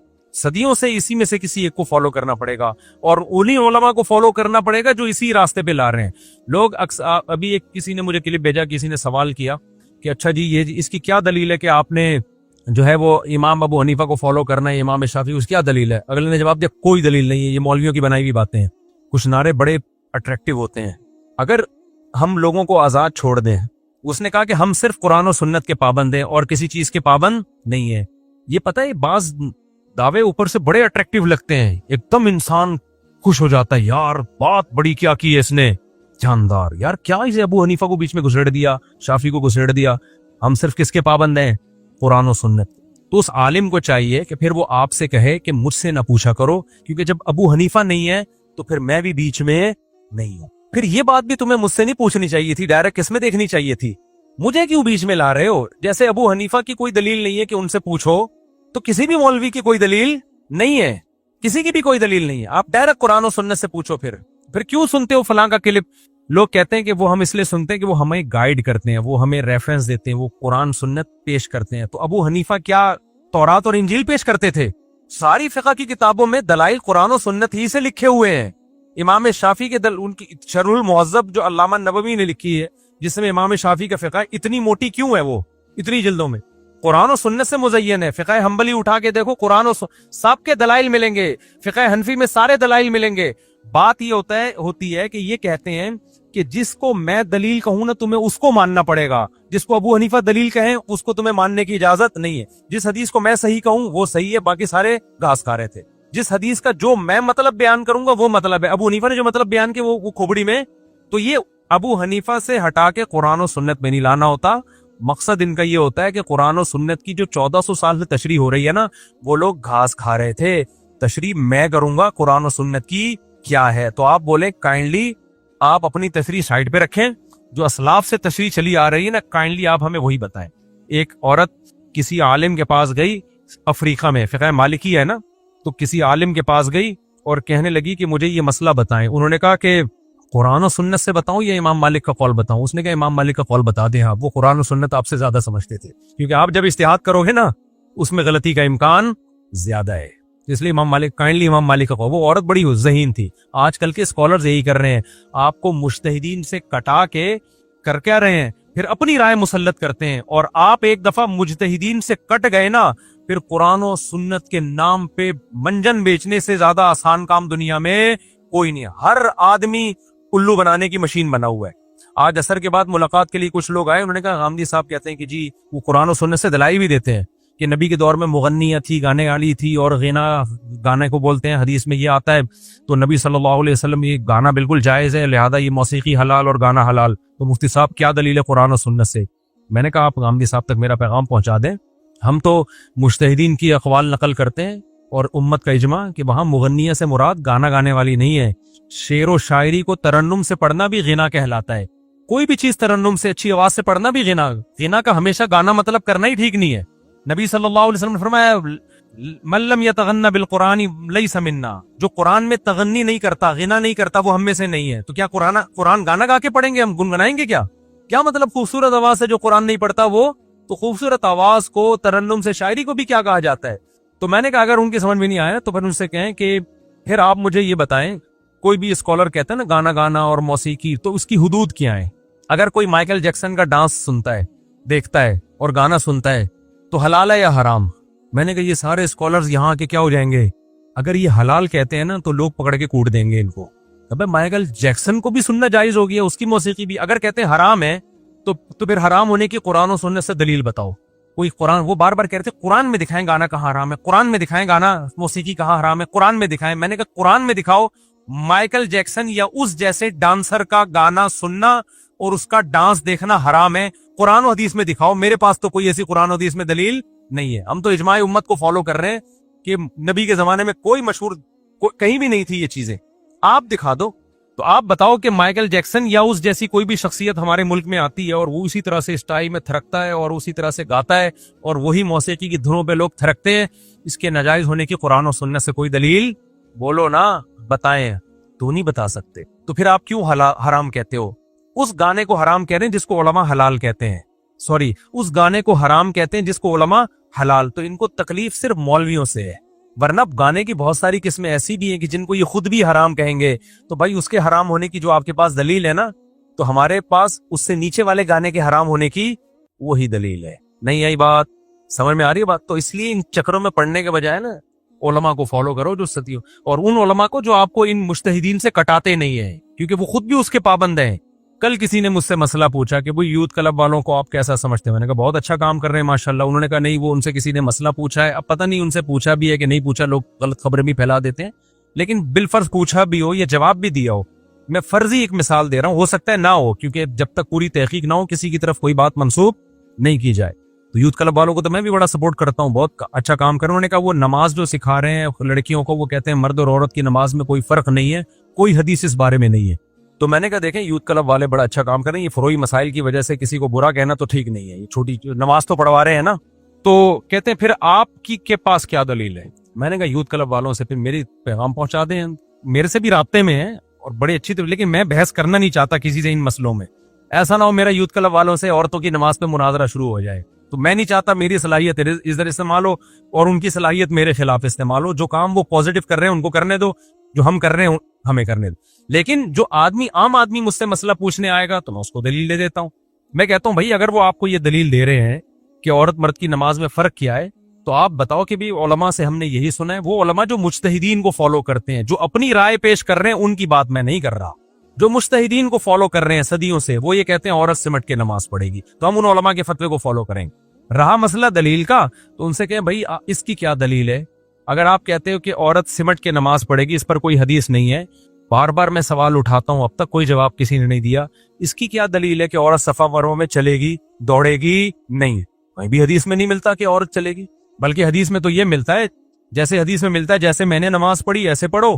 تو ہمارے اہل حدیث کیا کہتے ہیں؟ بھائی نبی نے تو سمٹ کے نہیں پڑھی ہے تو عورتیں بھی سمٹ کے نہیں پڑھیں گی. تو بھائی اسی طرح حدیث میں آتا ہے خذوا عنی مناسککم، صحیح حدیث ہے، جیسے میں نے حج کیا ایسے حج کرو. تو نبی تو صفا مروہ میں دوڑے ہیں، تو عورتیں کیوں نہیں دوڑ رہی ہیں؟ نہیں آئی بات میرا خیال ہے. چاروں اماموں کا جو مذہب ہے نا، مضبوط بنیادوں پہ قائم ہے، وہ اصول ٹوٹتے نہیں ہیں. آج کل کے جو اسکالرز آ رہے ہیں، کتنے بڑے علامے ہوں گے، مانتے ہیں تقویٰ بھی ہوگا، بھائی ان جیسا مینٹل لیول نہیں ہے، وہ ان کی علمی اپروچ نہیں ہے، تبھی تو پوری دنیا نے ان کو فالو کیا ہے. آج کسی اسکالر کو اتنا تھوڑی کوئی فالو کر رہا ہے، بڑے بڑے علاموں نے ان چاروں کو فالو کیا ہے. آج کے اسکالر میں 4 فالو کر رہے ہوں گے تو 4000 مخالفت کر رہے ہوں گے. تو کون زیادہ لائق اتباع ہے؟ ان کی تحقیق کو مانے یا ان کی تحقیق کو مانے؟ ان کی تحقیق کو مانا جائے گا کہ صدیوں سے امت اس کو مان رہی ہے. تو یہ اس کی کیا دلیل ہے کہ بھائی جو یہ کہتے ہیں نا مرد عورت سمٹ کے نہیں مردوں کی طرح پڑے گی، حدیث میں نہیں ہے. تو حدیث میں یہ بھی نہیں ہے کہ عورت چلے گی. بعض لوگ فوراً حدیث پیش کرتے ہیں کہ حضرت عائشہ کا قول ہے کہ تمہارے لیے ہم میں اسوہ حسنہ ہے، نمونہ ہے، ہم چلتے ہیں تو تم بھی چلو. پہلی بات، حضرت عائشہ کا یہ قول کسی صحیح سند سے ثابت نہیں ہے. ناصر الالبانی رحمہ اللہ نے خود اعتراف کیا کہ یہ قول صحیح نہیں ہے. اور دوسری بات، وہ بھی تو حضرت عائشہ کا قول ہو گیا نا. جب عائشہ کا قول حدیث کے قول کے مخالف ہوگا تو کس کو لیا جائے گا؟ پیغمبر کے قول کو لیا جائے گا نا. کیونکہ بار بار لوگ کہتے ہیں کسی امتی کو پیغمبر کے مقابلے میں ترجیح نہیں دینی. نبی تو کہہ رہے ہیں جیسے میں نے کیا ایسے کرو، اور حضرت عائشہ کہہ رہی ہیں کہ نہیں ہم جیسے کر رہے ہیں ویسے کرو.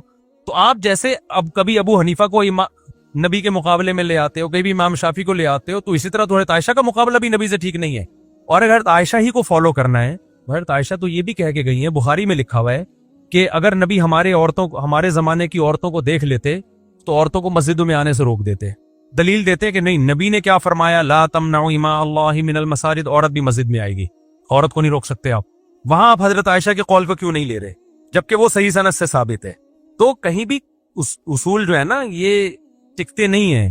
تو میں ان لوگوں سے سوال کرتا ہوں جو عورت کو کہتے ہیں سمٹ کے نماز نہیں پڑھے گی، چوڑی ہو کے مردوں کی طرح نماز پڑھے گی، اور دلیل مانگتے ہیں، تو وہ دلیل اس پہ بھی ہمیں دیں کہ عورت صفا مروہ میں چلے گی، دوڑے گی نہیں. وہ اس پہ بھی دلیل دیں کہ عورت رمل نہیں کرے گی. ہم جب جاتے ہیں نا عمرہ کرنے حج کرنے تو پہلے 3 چکروں میں سینہ اکڑا کے کرتے ہیں، عورت سینہ نہیں اکڑاتی، حالانکہ نبی نے تو سینہ اکڑایا ہے، اور نبی نے فرمایا کہ جیسے میں نے عمرہ کیا حج کیا ایسے کرو، تو عورت کو بھی آپ حکم دیں۔ نبی صلی اللہ علیہ وسلم نے زور سے لبیک کہا، عورت کیسے لبیک کہتی ہے؟ آہستہ لبیک کہتی ہے۔ کوئی دلیل نہیں ہمارے پاس۔ عبداللہ بن عمر کا یہ قول ہے، وہ بھی ضعیف سند سے ہے، وہ بھی صحیح حدیث نہیں ہے۔ تبھی میں نے کہا تھا کہ آج کل کے جو نئے نئے اسکالرز آ رہے ہیں نا، اب یہ اجتہاد کر کر کے ہر اجماعی مسئلے کو چینج کریں گے، تو ہمارے پاس کیا دلیل ہے صفا مروہ میں چلنے کی؟ اجماع امت کیا دلیل ہے بھائی؟ صدیوں سے اسی طرح ہوتا چلا آ رہا ہے، امت گمراہی پہ جمع نہیں ہو سکتی۔ امام بخاری نے ایک روایت پیش کی ہے کہ اسلاف سے کہ ایک خاتون مردوں کی طرح نماز پڑھتی تھی، ہم کہتے ہیں یہی دلیل ہے کہ ان کے علاوہ ساری عورتوں کی طرح نماز پڑھتی تھی، ٹھیک ہے نا؟ تبھی امام بخاری کو ایک خاتون ملی، ان کا تذکرہ کر دیا، اور پھر چاروں اماموں کا اجماع ہوا ہے اس کے اوپر۔ پھر تو وہی جیسے صفا مروہ پہ چلیں گی دوڑے گی نہیں، کیوں؟ اجماع امت ہے بھائی، لبیک آہستہ کہیں گی، کیوں؟ اجماع امت ہے۔ تو اسی طرح صدیوں سے سعودی عرب میں بھی آج سے 100 سال پہلے آپ جائیں تو ان کے بوڑھوں سے پوچھیں، وہ کہیں گے ہمارے یہاں بھی عورتیں سمٹ ہی کے نماز پڑھا کرتی تھی۔ تو یہ تو اب چینج ہوا ہے سعودی عرب میں، جیسے صدیوں سے 20 ہو رہی تھی اب 8 کر دی انہوں نے، 10 کر دی۔ تو صدیوں سے جو چیز چلی آ رہی ہے وہ ٹھیک ہے، جو آج چینج ہو رہی ہے وہ ٹھیک نہیں ہو سکتی۔ سمجھتے ہو کہ نہیں سمجھتے ہو؟ تو اب کیا ہوا ہے کہ میں نے ایک پیشگوئی کی تھی کہ دیکھنا اب جو جدید جو اسکالرز آ رہے ہیں نا، وہ اجماعی مسائل کو چینج کریں گے اور وہی کہیں گے کہ اس پہ کوئی دلیل نہیں ہے۔ اور میں نے ایسی پیشگوئی کر دی تھی کہ دیکھنا کچھ اسکالرز فتویٰ دیں گے کہ عورت صفا مروہ میں چلتی کیوں ہے، عورت دوڑے گی، کیونکہ چلنے کی کوئی دلیل نہیں ہے۔ تو مجھے فتویٰ مل گیا ناصر البانی رحمہ اللہ کا، انہوں نے باقاعدہ فتویٰ دیا ہے کہ عورت دوڑے گی صفا مروہ میں، اور دلیل یہی دی ہے کہ نبی جب دوڑے ہیں، اور بلکہ اس سے بھی اوپر کی دلیل دی ہے بھائی جب نبی دوڑے ہیں، بلکہ حضرت ہاجرہ وہ تو خاتون تھی نا، حضرت ابراہیم کی زوجہ، تو جن کی سنت میں ہم دوڑ رہے ہیں وہ تو عورت تھیں، تو عورتوں کو تو اور دوڑنا بنتا ہے۔ اب جب انہوں نے فتویٰ دیا نا تو لوگ حیران ہیں، بھائی یہ تو زندگی میں کبھی ایسا ہوا ہی نہیں۔ تو سعودیہ ہی کے مفتیان کرام میں ان پہ رد کیا، انہوں نے بولا بھائی یہ تو اجماع امت سے ثابت ہے، اس پہ دلیل کی ضرورت نہیں ہے۔ تو ہم کہتے ہیں حضرت یہ بھی اجماع امت سے ثابت ہے کہ عورتیں سمٹ کے نماز، آپ پرانے فتاوی میں کوئی ایک قول تو کسی مجتہد کا دکھا دو، ہم آپ کو دکھائیں گے ابو حنیفہ کی کیا قول ہے، امام شافعی کا کیا قول ہے، امام احمد کا کیا قول ہے، امام مالک کا کیا قول ہے۔ یہ سارے بڑے بڑے محدثین تھے بھائی، امام احمد تو امام بخاری کے استاذ ہیں۔ آپ آج کے اسکالر، اچھا پھر لوگ کیا کہتے ہیں ہم دیوبندیوں مفتیوں کو نہیں مانتے، ہم مانتے ہیں وہ فلانے مفتی وہ عربی ہیں۔ بھائی میں نہیں کہہ رہا ہمیں مانو، امام احمد امام بخاری کے استاذ ہیں، ہم ان کا فتویٰ پیش کر رہے ہیں۔ کمال کی بات ہے دیوبندیوں سے بغض میں امام ابو حنیفہ کو بھی چھوڑ دیا، امام مالک کو بھی چھوڑ دیا، امام احمد کو بھی چھوڑ دیا، امام شافعی کو بھی چھوڑ دیا، اور کسی عربی کے فتوے کو فالو کر رہے ہیں، اور لیبل کیا لگا رہے ہیں کہ دیوبندیوں کو کیا پتا، ان بر صغیر کے مولویوں کو کیا پتا۔ جو بھی علم حاصل کرے گا نا، وہ چاہے بر صغیر کا ہو، چاہے وہ انڈیا کا ہو، چاہے وہ بنگلہ دیش کا، اس کو سب پتا ہوگا۔ جو علم حاصل نہیں کرے گا وہ مکہ کے اندر بھی پیدا ہوا ہوگا نا، اس کو پتا نہیں ہوگا۔ تو اس لیے ملتے جلتے نام، میں نہیں کہہ رہا کسی عالم کی شان میں گستاخیاں کرنا شروع کر دیں، کسی عربی یا کسی سلفی، علماء سب ہمارے لیے قابل احترام ہیں، لیکن اختلافات میں کرو گے کیا؟ قرآن و سنت کی اس تشریح کو مانو گے جو ان ائمہ نے تشریح کی ہے۔ سمجھتے ہو کہ نہیں سمجھتے؟ بار بار میں یہ مضمون اس لیے بیان کرتا ہوں، اپنا منجن بیچنے کے لیے نہیں، صرف اس لیے یہ مضمون بیان کرتا ہوں کہ قرآن و سنت کے نام پہ امت کا شیرازہ بکھر رہا ہے، امت ٹوٹ رہی ہے بے لگام اونٹ کی طرح۔ کبھی کوئی ادھر سے فتویٰ نکل کے آئے گا، وہ کہہ رہے قرآن و سنت، وہ کہہ رہے قرآن۔ ہمارے مسقط میں ایک دوست ہے میری، ان سے بڑی بحث ہوتی رہتی ہے، انہوں نے کسی عربی نا عالم کا مجھے ویڈیو بھیجی، کسی سلفی عربی عالم تھے، لال رومال، بڑے خوبصورت ماشاءاللہ، انہوں نے کسی نے مسئلہ پوچھا کہ کیا ہم پر لازم ہے کہ ایک فقہ کو ہم فالو کریں یا مجتہدین کو فالو کریں؟ انہوں نے کہا کلا، ہم صرف قرآن و سنت کے پابند ہیں۔ تو انہوں نے کہا دیکھیں کتنی مضبوط بات ہے۔ میں نے کہا یہ بات بہت مضبوط ہے، لیکن اس کے پیچھے یہ پیغام ہے کہ وہ قرآن و سنت کے پابند نہیں تھے، یہ ہے باقی وہ کیا کر رہے تھے؟ وہ قرآن۔ اور میں نے کہا سعودی عرب میں جب تک فقہ حنبلی قانونی طور پر مضبوط تھا نا، سعودی عرب میں دین میں تحریف کا راستہ نہیں کھلا تھا، علماء پابند تھے۔ سعودیہ ہی کے بڑے عالم سے کسی نے پوچھا کہ آپ فقہ حنبلی پہ فیصلہ کیوں کرتے ہیں، قرآن و سنت پہ کیوں نہیں کرتے؟ انہوں نے کہا ایسا سوال کر رہے ہو جیسے فقہ حنبلی قرآن و سنت کے علاوہ کسی اور چیز کا نام ہے، ٹھیک ہے نا، تم ایسا احمقانہ سوال۔ لیکن ہوا کیا ہے، جب فقہ حنبلی کو سعودیہ میں چھوڑا گیا ہے نا، تو قرآن و سنت کے نام پہ اب کیا ہو رہا ہے، عرب ملکوں میں اب یہ ہونے لگا ہے کہ گورنمنٹ جس چیز کو حلال کرنا چاہتی ہے نا، اپنی مرضی کے مولوی لا کے قرآن و سنت کا لیبل لگا کے مارکیٹ میں چلتا کر دیا، جیسے کہ پاکستان میں تو بہت پہلے سے ہو رہا ہے۔ اگر پاکستان میں گورنمنٹ ایک فقہ کی پابند ہوتی نا، یا ایک کی نہ ہوتی, کم از کم اس کی پابند ہوتی کہ چاروں فقہ سے خروج کرنے کی آپ کو اجازت نہیں ہے, اتنی بھی پابندی ہوتی. تو یہ جو عدالت میں قرآن و سنت کے نام پہ تحریف کا راستہ کھلا ہوا ہے, یہ راستہ نہ کھلتا. اب جج گورنمنٹ پتہ کیا کرتی ہے, ایوب خان نے پہلے یہ کیا تھا. ایوب خان کو دوسری شادی پہ پابندی لگانی تھی, تو اس نے کیا کیا بھائی, یہاں کے مولویوں سے فتویٰ لیا, سب نے کہا بھائی حرام ہے, پابندی نہیں لگا سکتے آپ. اس نے کیا کیا, جب پابندی لگانی ہے, لبرل سیکولر حکومت بنانا ہے پاکستان کو, ایک لبرلزم کی طرف جانا ہے, مصر سے مولوی منگوائے. انہوں نے قرآن و سنت کو آڑا ترچھا کر کے نا فتویٰ دے دیا کہ ایکچولی ہم کیا کرنا چاہ رہے ہیں کہ دوسری پہ پابندی نہیں لگا رہے, ایکچولی اس کی کچھ حدود متعین کر رہے ہیں. اگر بے لگام چھوڑ دیا جائے لوگوں کو تو کیا ہوگا کہ ہر آدمی 4-4 8-8 لے کے گھومنا شروع کرے گا, عورتوں کے حقوق ضائع ہوں گے, یہ ہو جائے گا. ایسی لمبی چوڑی اس کی پوری تحریر ہم نے پڑھی ہے. وہ گھما کے نا, وہ جو مصر سے چند مولانا لوگ بلوائے انہوں نے, تو اس نے یوں ایکچولی اس کو یوں کر کے نا پہلی بیوی کی اجازت ضروری اور قرآن و سنت کے لیول لگا کے قانون بنا کے تھوپ دیا ہمارے اوپر. مگر جی ہم پہ اثر, مجھ پہ تو بالکل بھی اثر نہیں ہوا, لیکن لوگوں پہ کیا کر دیا, بولو نا, تھوپ دی. اس لیے علماء کہتے ہیں بھائی اگر لگام نہ دی نا ان لوگوں کو, لا جو صدیوں سے مرتب ہے اس کا پابند نہ بنایا, تو مولوی کو کون سنبھالے گا.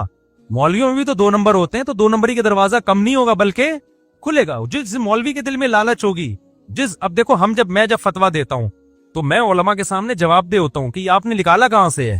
میں کہتا ہوں قرآن و سنت سے, وہ کہتے ہیں قرآن و سنت سے تو یہ بھی نکال سکتے تھے, یہ بھی نکال سکتے. تو اس پہ پہلوں نے اس کا بھی حوالہ دو کہ پہلوں نے کیا فتویٰ دیا ہے, قانون کیا جو مرتب ہے, تو اس کا ریفرنس مجھے لگانا پڑے گا, ورنہ میں قرآن و سنت کے نام پہ کچھ بھی نکال کے لوگوں کو بتاتا رہوں تو کچھ تحریف اس سے کم تھوڑی ہوگی. اس سے تحریف کیا ہو جائے گی, دروازہ چوپٹ کھل جائے گا تحریف کا. تو اب کیا کیا جو ایوب خان نے نا, وہ لا کے قرآن و سنت کا لیول لگا کے اتنے سارے قوانین کو اوٹ پٹانگ. پھر علماء نے کہا کہ شوہر جب مرتا ہے تو عدت بھی ہوتی ہے, 4 مہینے 10 دن ہے, طلاق ہوتی ہے, تو عورت کہیں اور نکاح نہیں کر سکتی, 3 مینسز کا آنا ضروری ہے.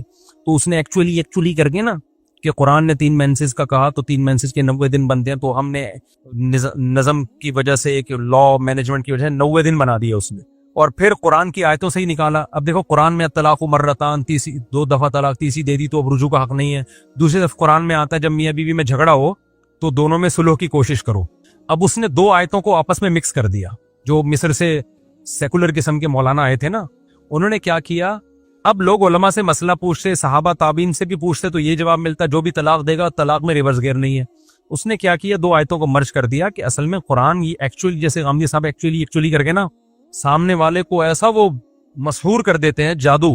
وہ کہتے ہیں یار علم تو کس کے پاس ہے, ان کے پاس ہے علم تو اصل میں. حالانکہ وہ پوری امت کے اجماع کے خلاف آپ آیت کی تفسیر کر رہے ہوتے, اس میں ایکچولی اور اس طرح کی چیزیں نکال دو تو بچتا ہی کچھ نہیں ہے. دلیل کی دنیا میں مضبوط نہیں ہوتا, وہ کسی صحابی کا وہ قول نہیں ہوتا. سارے صحابہ کے, چاروں اماموں کے, اور جتنے بھی بڑے بڑے اسکالرز گزرے ہیں جنہوں نے دین کو سمجھا, ان کی ساری تحقیق ایک طرف ہو جاتی ہے اور یہ ایک نئی تحقیق سامنے آئی ہوتی ہے. تو علماء کیسے مانیں گے اس کو بھائی. پھر لوگ کہتے ہیں بھائی اگر امت اتنے عرصے سے گمراہ رہی ہے تو آج ہم کو کوئی صحیح راستہ بتا رہا ہے تو مان لو نا بھائی, یہ امت اتنے عرصے سے گمراہ رہ ہی نہیں سکتی. یہ بات ہی غلط ہے. یعنی یہ امت, نبی آخری نبی ہے, امت گمراہی پہ جمع ہوگی نہیں. قرآن و سنت نے پہلے تو اس کو ثابت کیا ہے کہ یہ بات ہی غلط ہے کہ سارے غلط تھے اور 4 آدمی صحیح ہیں, یہ ہو ہی نہیں سکتا. تو اب کیا کیا ایکچولی کر کے نا, انہوں نے کیا کیا, قرآن کی 2 آیتوں کو ملا دیا آپس میں. ایک طرف قرآن میں آتا ہے وَإِنْ خِفْتُمْ شِقَاقَ بَيْنِهِمَا فَبَعْثُوا حَكَمًا مِّنْ أَهْلِهِ وَحَكَمًا مِّنْ أَهْلِهَا. میاں بیوی میں جھگڑا ہو جائے تو دونوں کی طرف حکمین آئیں گے, فیصلہ کریں گے, سلو صفائی کریں گے. انہوں نے کیا کیا, انہوں نے کہا دھڑ دھڑ طلاقوں کا نظام ہے نا, یہ طلاقیں دے دی, یہ شریعت میں ہے ہی نہیں, لہذا دے بھی دی تو اس کا کوئی اعتبار نہیں. بلکہ جب بھی جھگڑا ہوگا بے شک طلاقیں ہی ہو جائیں, پہلے یونین کونسل ان کے درمیان میں بیٹھ کے کیا کرائے گی, سلو صفائی. دونوں آیتوں کو آپس میں کیا کر, حالانکہ وہ ایک الگ آیت ہے, وہ طلاق سے پہلے کے بارے میں ہے, لیکن صاف الفاظ نہیں لکھے ہوئے کہ طلاق سے پہلے یہ کرنا ہے. کیونکہ یہ تو کامن سینس کی بات ہے نا کہ جھگڑا جب ہوگا تو سلو جب ہی ہوگی نا جب وہ میاں بیوی ہو. طلاق کے بعد تو میاں بیوی رہے نہیں ہے, وہ یہ تو کامن سینس کی بات تھی. تو ایسی سینس کی باتیں کامن سینس کی قرآن تھوڑی ان کو بار بار ہائی لائٹ کرے گا. تو قرآن نے کہا بھائی دونوں میں جھگڑا ہو تو پہلے سلو کی کوشش ہو. تو انہوں نے کہا بھائی دونوں میں جھگڑا ہو اور طلاق ہو بھی گئی تو قرآن تو کہہ رہے پہلے کیا کوشش ہوگی, سلو.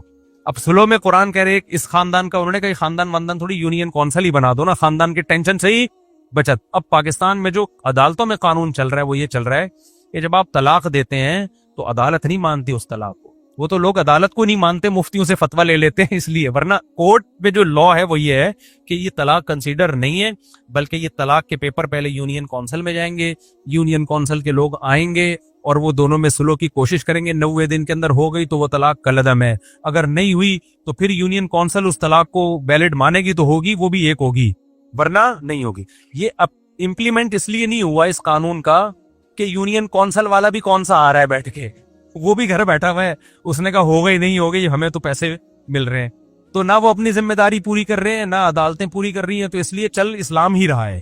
لیکن لا جو آپ کا بنا ہوا ہے نا وہ یہ, اور اس سب پہ کیا لیبل لگا ہوا ہے, قرآن و سنت کے عین مطابق.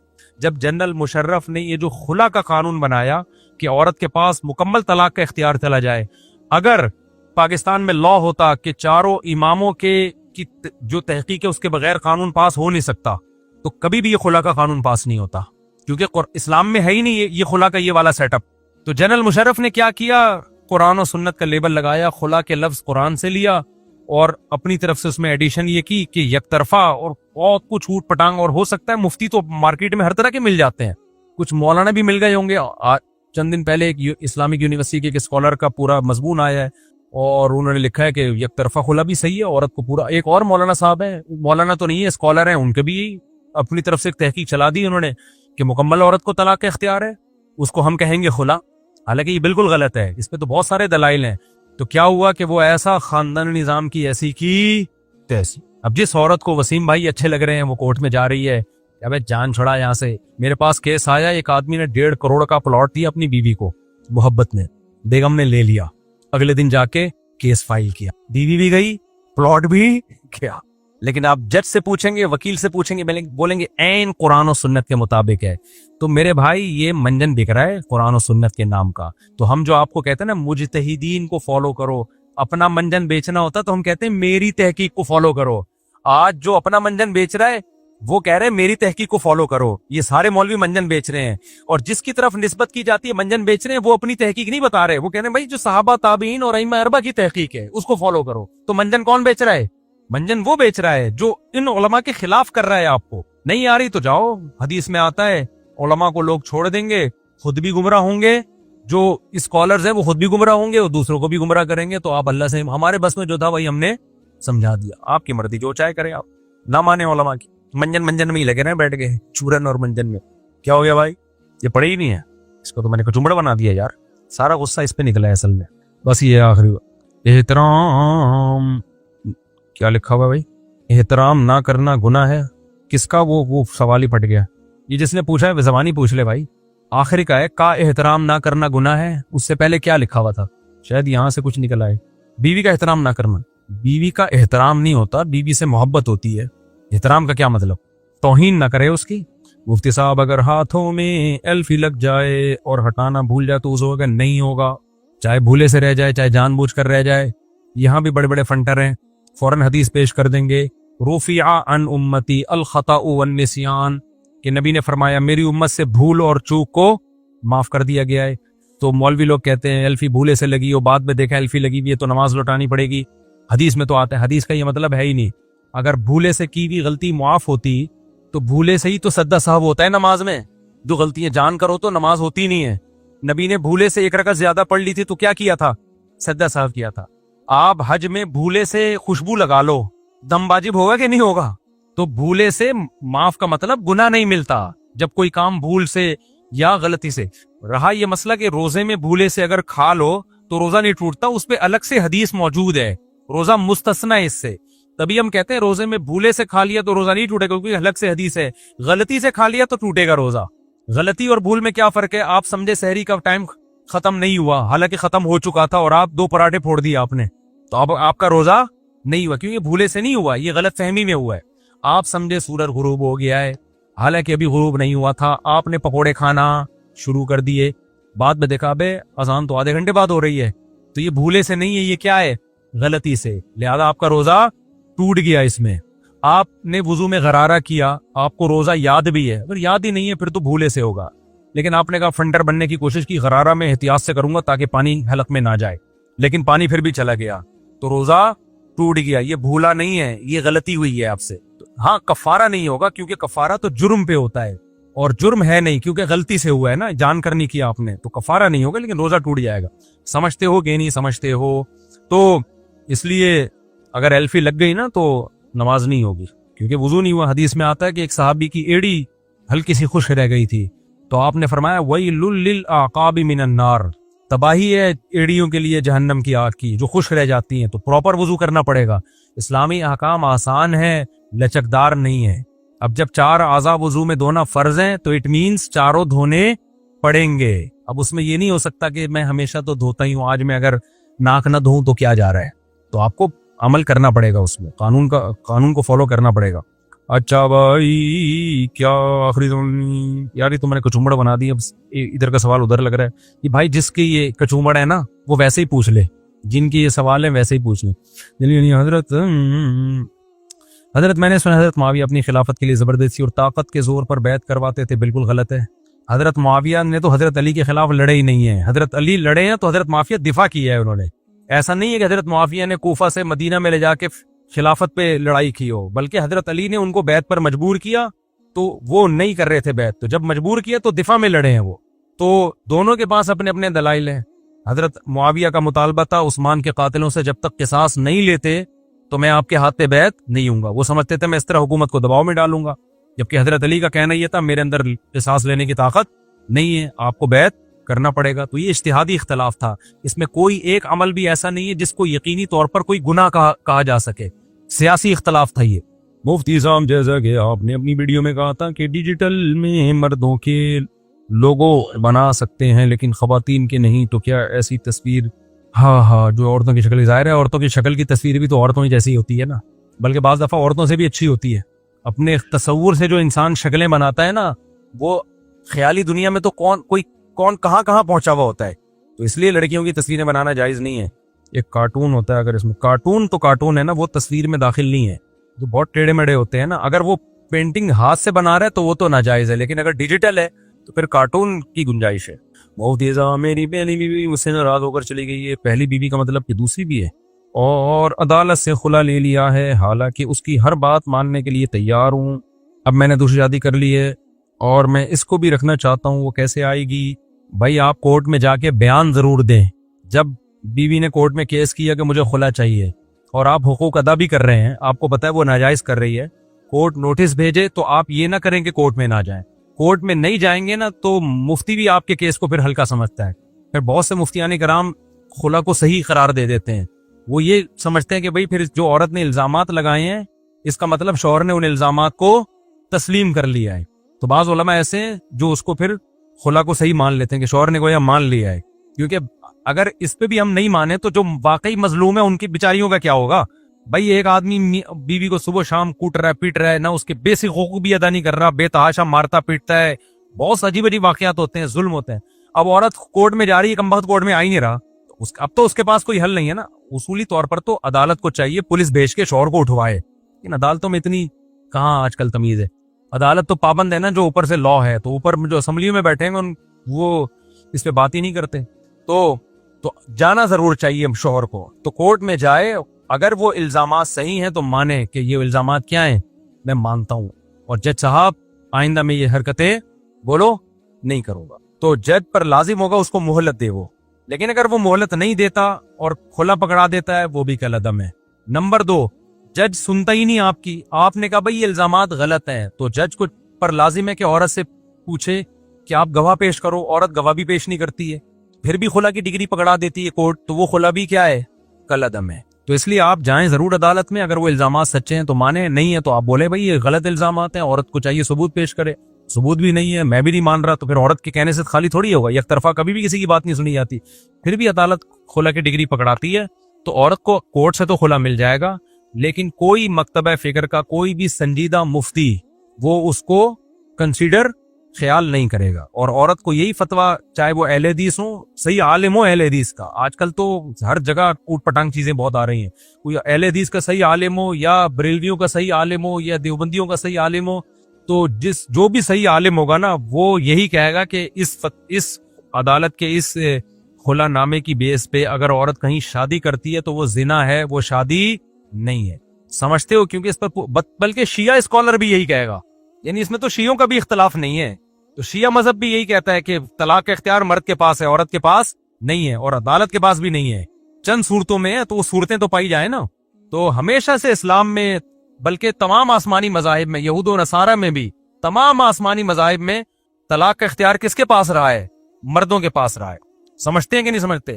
ایک دفعہ میں نے یہ بات بیان کی تو نیچے کسی لبرل آدمی نے تبصرہ کیا ہوا تھا, مذہب کے سارے قوانین الٹے ہی ہوتے ہیں. مذہب کے سارے قوانین کیا ہوتے ہیں؟ الٹے ہی ہوتے ہیں. اگر مذہب کے قوانین الٹے ہوتے اور تمہارے سیدھے ہوتے, اس کا مطلب تمہارے سیدھے ہیں, تو تمہارا فیملی سسٹم ہم سے اچھا ہونا چاہیے تھا نا. تمہارے یہاں تو کمبختوں جو تم نے سسٹم عقل سے استعمال کیا نا مذہب پہ بغاوت کر کے, تو تمہیں شادی مارکیٹ سے شارٹ ہو گئی ہے, ابا مارکیٹ سے کیا ہو گئے؟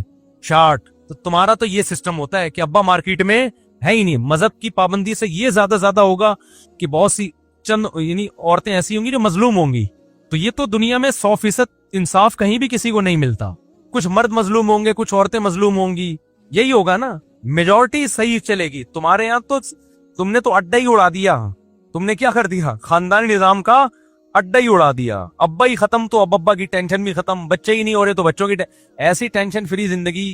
یہ تو ایسا ہی ہو گیا. ایک آدمی کو کسی نے کہا کہ ماں کے بڑے فضائل ہیں, اس نے جا کے اماں کو گولی سے اڑا دیا ٹھا کر کے. لوگوں نے بولے یہ کیا کہ کہہ رہے ہیں یار ماں کو ناراض کرنے کے اتنے سخت وعیدیں ہیں نا, تو ماں کی خدمت لازم ہے. تو میں نے کہا ماں ہی نہیں رہے گی تو ساری ٹینشنیں کیا ہو جائیں گی؟ ختم.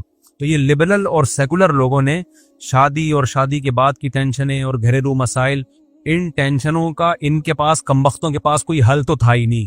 ہمارے پاس تو قرآن و سنت ہے نا, ان کے پاس کوئی حل تھا ہی نہیں. قرآن و سنت ان کو سمجھ میں نہیں آیا تو انہوں نے ابا ہی اڑا دیے. سنگل مدر, ایک عدد اماں ایک عدد بچہ, ٹینشن کس بات کی بھائی؟ تو اماں ہی اور وہی اڑا دے. تو اس سے ٹھیک ہے ٹینشن ختم ہو گئی, لیکن جو خاندانوں کے جو فائدے تھے اس فائدوں سے بھی کیا ہو گئے؟ محروم. جو محبتیں رشتہ داروں سے ملتی ہیں ان محبتوں سے بھی کیا ہو گئے؟ محروم. تو پھر کتے پال پال کے دل بہلانا شروع کر دی. اب یہ انسانوں سے زیادہ کتوں کو کیوں فوکس کرتے ہیں؟ ہم تو اگر کتا پالیں گے بھی تو بچوں کے لیے لے کے پالیں گے. مجھے بلی کا شوق نہیں, ایک دن مجھے بڑی پیاری بلی لگی, میں نے کہا خرید لیتا ہوں, بچوں کے بچے خوش ہو جائیں گے نا, ٹھیک ہے نا. تو یہ جو کتے پالتے ہیں اپنے بچوں کے لیے نہیں, کس کے لیے؟ اپنی تنہائی دور کرنے کے لیے. اور جب شادی شدہ آدمی, بچوں والا آدمی, وہ اگر اول تو حرام ہے کتا پالنا, لیکن وہ پالے گا بھی تو کس کے لیے؟ اپنی فیملی کے لیے. تو وہ خوش ہے تبھی فیملی کی خیال کر رہا ہے. سمجھتا ہے کہ نہیں سمجھتا ہے؟ نہیں سمجھے گا وہی 2 ہی بچے رہیں گے تم لوگوں کے. اچھا بھائی رہنمائی رضائی اولاد کا جائیداد میں حصہ ہے؟ نہیں, رضائی جو دودھ کے رشتے ہوتے ہیں ان کا وراثت میں کوئی حصہ نہیں ہوتا. خوب سمجھ لو, وراثت میں خوشی سے حصہ معاف کر دینے سے حصہ ختم ہو جائے گا. اگر پیسہ ہے تو معاف کرنے سے ختم ہو جائے گا. اگر کوئی چھوٹا مکان ہے جس میں بہن کا بھی حصہ ہے بھائی کا بھی حصہ ہے اور وہ ڈیوائیڈ ہو ہی نہیں سکتا, یعنی ڈیوائیڈ کر دیا تو استعمال کے قابل ہی رہے گا, اس مکان میں بھی دستبرداری صحیح ہے, اپنے حصے سے دستبردار ہونا. لیکن اگر ایسی پراپرٹی ہے یا ایسا مکان ہے, پیسے میں بھی, پیسہ بھی تقسیم کے قابل ہے نا, تو جو چیز بھی ڈیوائیڈ کے قابل ہوتی ہے اس میں وہ معاف کرنے, یہ ہبہ کرنے سے ہبہ ہوتا نہیں ہے. اس میں یوں ہوگا جیسے 1000 گز کا پلاٹ ہے, بہن کا بھی حصہ ہے بھائی کا بھی حصہ ہے, تو پہلے بہن کا حصہ کاٹ کے الگ کریں گے آپ, یہ اس کا حصہ ہے, پھر وہ معاف کرے گی تو معاف ہوگا. سمجھتے ہو کہ نہیں سمجھتے ہو؟ کیونکہ معاف کرنا اصل میں یہاں یہ ہوتا ہے کہ دوسرے کو حصہ دینا, تو دینے کے لیے قبضہ ضروری ہے. جب تک قبضہ نہیں ہوگا اس وقت تک وہ ملکیت منتقل نہیں ہوگی, اور قبضہ جب تک دوسرا وارث اس پہ قبضہ نہیں کر لیتا, اور اس وقت تک قبضہ نہیں ہوگا جب تک اس کا حصہ الگ نہ ہو نا. تو جن چیزوں میں حصہ الگ ہو سکتا ہے ان میں الگ کر کے ہینڈ اوور کیے بغیر دستبرداری نہیں ہوتی. تو یہ جو کہتے ہیں نا میں نے اپنے پیسے معاف کر دیے, تو معاف تو اس میں جب تک اگلا قبضہ نہیں کرے گا نا, اس سے پہلے عورت کو حق حاصل ہے کہ وہ واپس لے لے. ہاں معاف کر دی اور اس نے بینک سے نکال کے قبضہ کر لیا, اب ہو گئے اس کے. اس نے کہا میں نے یہ پراپرٹی معاف کر دی اور اس نے قبضہ کر لی, پھر ہوگی. سمجھتے ہو کہ نہیں سمجھتے؟ تو اس کے بغیر نہیں ہوتی. تو یہ صرف منہ سے کہہ دیا تو اس کا کوئی اعتبار نہیں. میرے بھائی جو چیز تقسیم کے بعد قابل انتفاع ہو اس میں ہبہ اس وقت تک تمام نہیں ہوتا جب تک وہ تقسیم نہ ہو. تو یہ میں نے علمی انداز میں تھوڑا سا ڈیفائن کر دیا, اب اس کا مطلب بیٹھ کے آپ لوگ سمجھتے رہنا. مفتی صاحب جس گھر میں کسی عورت کی بچی پیدا ہو رہی ہوں اسی گھر میں دوسری حمل والی عورت کا جانا کیسا ہے؟ بالکل ٹھیک ہے, لیکن اس میں نحوست وحوست کا کوئی عنصر نہیں ہے. پریگنینسی میں خواتین کے بارے میں نا اوٹ پٹانگ باتیں بہت مشہور ہیں. فلانے کو وہ بلی آ گئی کالی تو یہ نحوست ہے, اور یوں ہو گیا تو یہ نحوست ہے. کچھ بھی نہیں ہے. پریگنینسی ایک نارمل چیز ہے, اس سے نحوست کا یا چاند گرے ہونے کا یا سورج گرے ہونے کا اس سے کوئی تعلق بولو نہیں, شوہر اولاد نہیں چاہتا اور اس کے غیر مردوں سے تعلقات ہیں. اولاد ہمیشہ شریف آدمی چاہتا ہے, 2 نمبر آدمی اولاد نہیں چاہتا. اچھا بھائی, طلاق نہیں دیتا, جس وجہ سے بیوی کورٹ میں خلا کا کیس کیا ہے, پہلی پیشی میں شوہر آیا لیکن فیصلہ نہ ہو سکا. دوسری, اگر سرے سے اولاد ہے ہی نہیں عورت کے, پھر بھی اس کے اولاد نہیں ہونے دے رہا, تو یہ ایک بڑا ضرر ہے, یقینی ضرر ہے, کیونکہ نکاح شریعت نے رکھا ہی اولاد کے لیے. تو اس بیس پہ عورت خلا لے سکتی ہے. وہ کورٹ میں جائے اور کہے کہ میرا شوہر اولاد پہ راضی نہیں ہے, تو شوہر آئے, وہ اگر نہیں ہے تو پھر وہ, کیونکہ یہ بہت بڑا نقصان ہے نا, یہ تو نکاح کی جو اصل مقصد تھا, کہ بڑھاپے میں کتے پالے گی کیا, وہ کیا کرے گی بڑھاپے میں بھائی. تو اس انگریزوں کی نظر میں اولاد کی ویلیو نہیں ہے, اسلام کی نظر میں نکاح ہے ہی کس کام کے لیے, نسل بڑھانے کے لیے, اولاد کے لیے. دوسری بات یہ کہ نہ مرد عورت کی مرضی کے بغیر نسل روک سکتا ہے, نہ عورت مرد کی مرضی کے بغیر نسل روک سکتی ہے, کیونکہ دونوں کا پورا حق ہے. تو اس لیے اس میں کوئی بھی کسی پہ وہ نہیں کر سکتا زبردستی. اچھا بھائی, باقی یہ کہ خلا کا طریقہ کیا ہوگا, تو یہ جس خاتون نے سوال پوچھا ہے وہ پراپر وے میں اپنا مسئلہ لکھ کے جمع کرا دیں. تو ہم نے ایک پورا فارمیٹ بنایا ہوا ہے کہ کوئی بھی عورت پہ ظلم ہوتا ہے نا, تو کورٹ میں کس طریقے سے کیس کریں گی تو خلا شرعی خلا ہوگا. تو ہم لوگوں کو صرف یہ نہیں کہتے کہ عدالت کا خلا غلط ہے, بلکہ یہ بھی بتاتے ہیں کہ اگر یہ ایک نوعیت کا ظلم ہو رہا ہے تو اس طرح سے کیس کیا جائے اور گواہوں سے ثابت کیا جائے اس کو, تو پھر وہ خلا کیا ہو جائے گا. تو کسی خاتون کو سچی مچی میں خلا کسی معقول وجہ پہ چاہیے نا, تو وہ بھی علماء سے رابطہ کریں.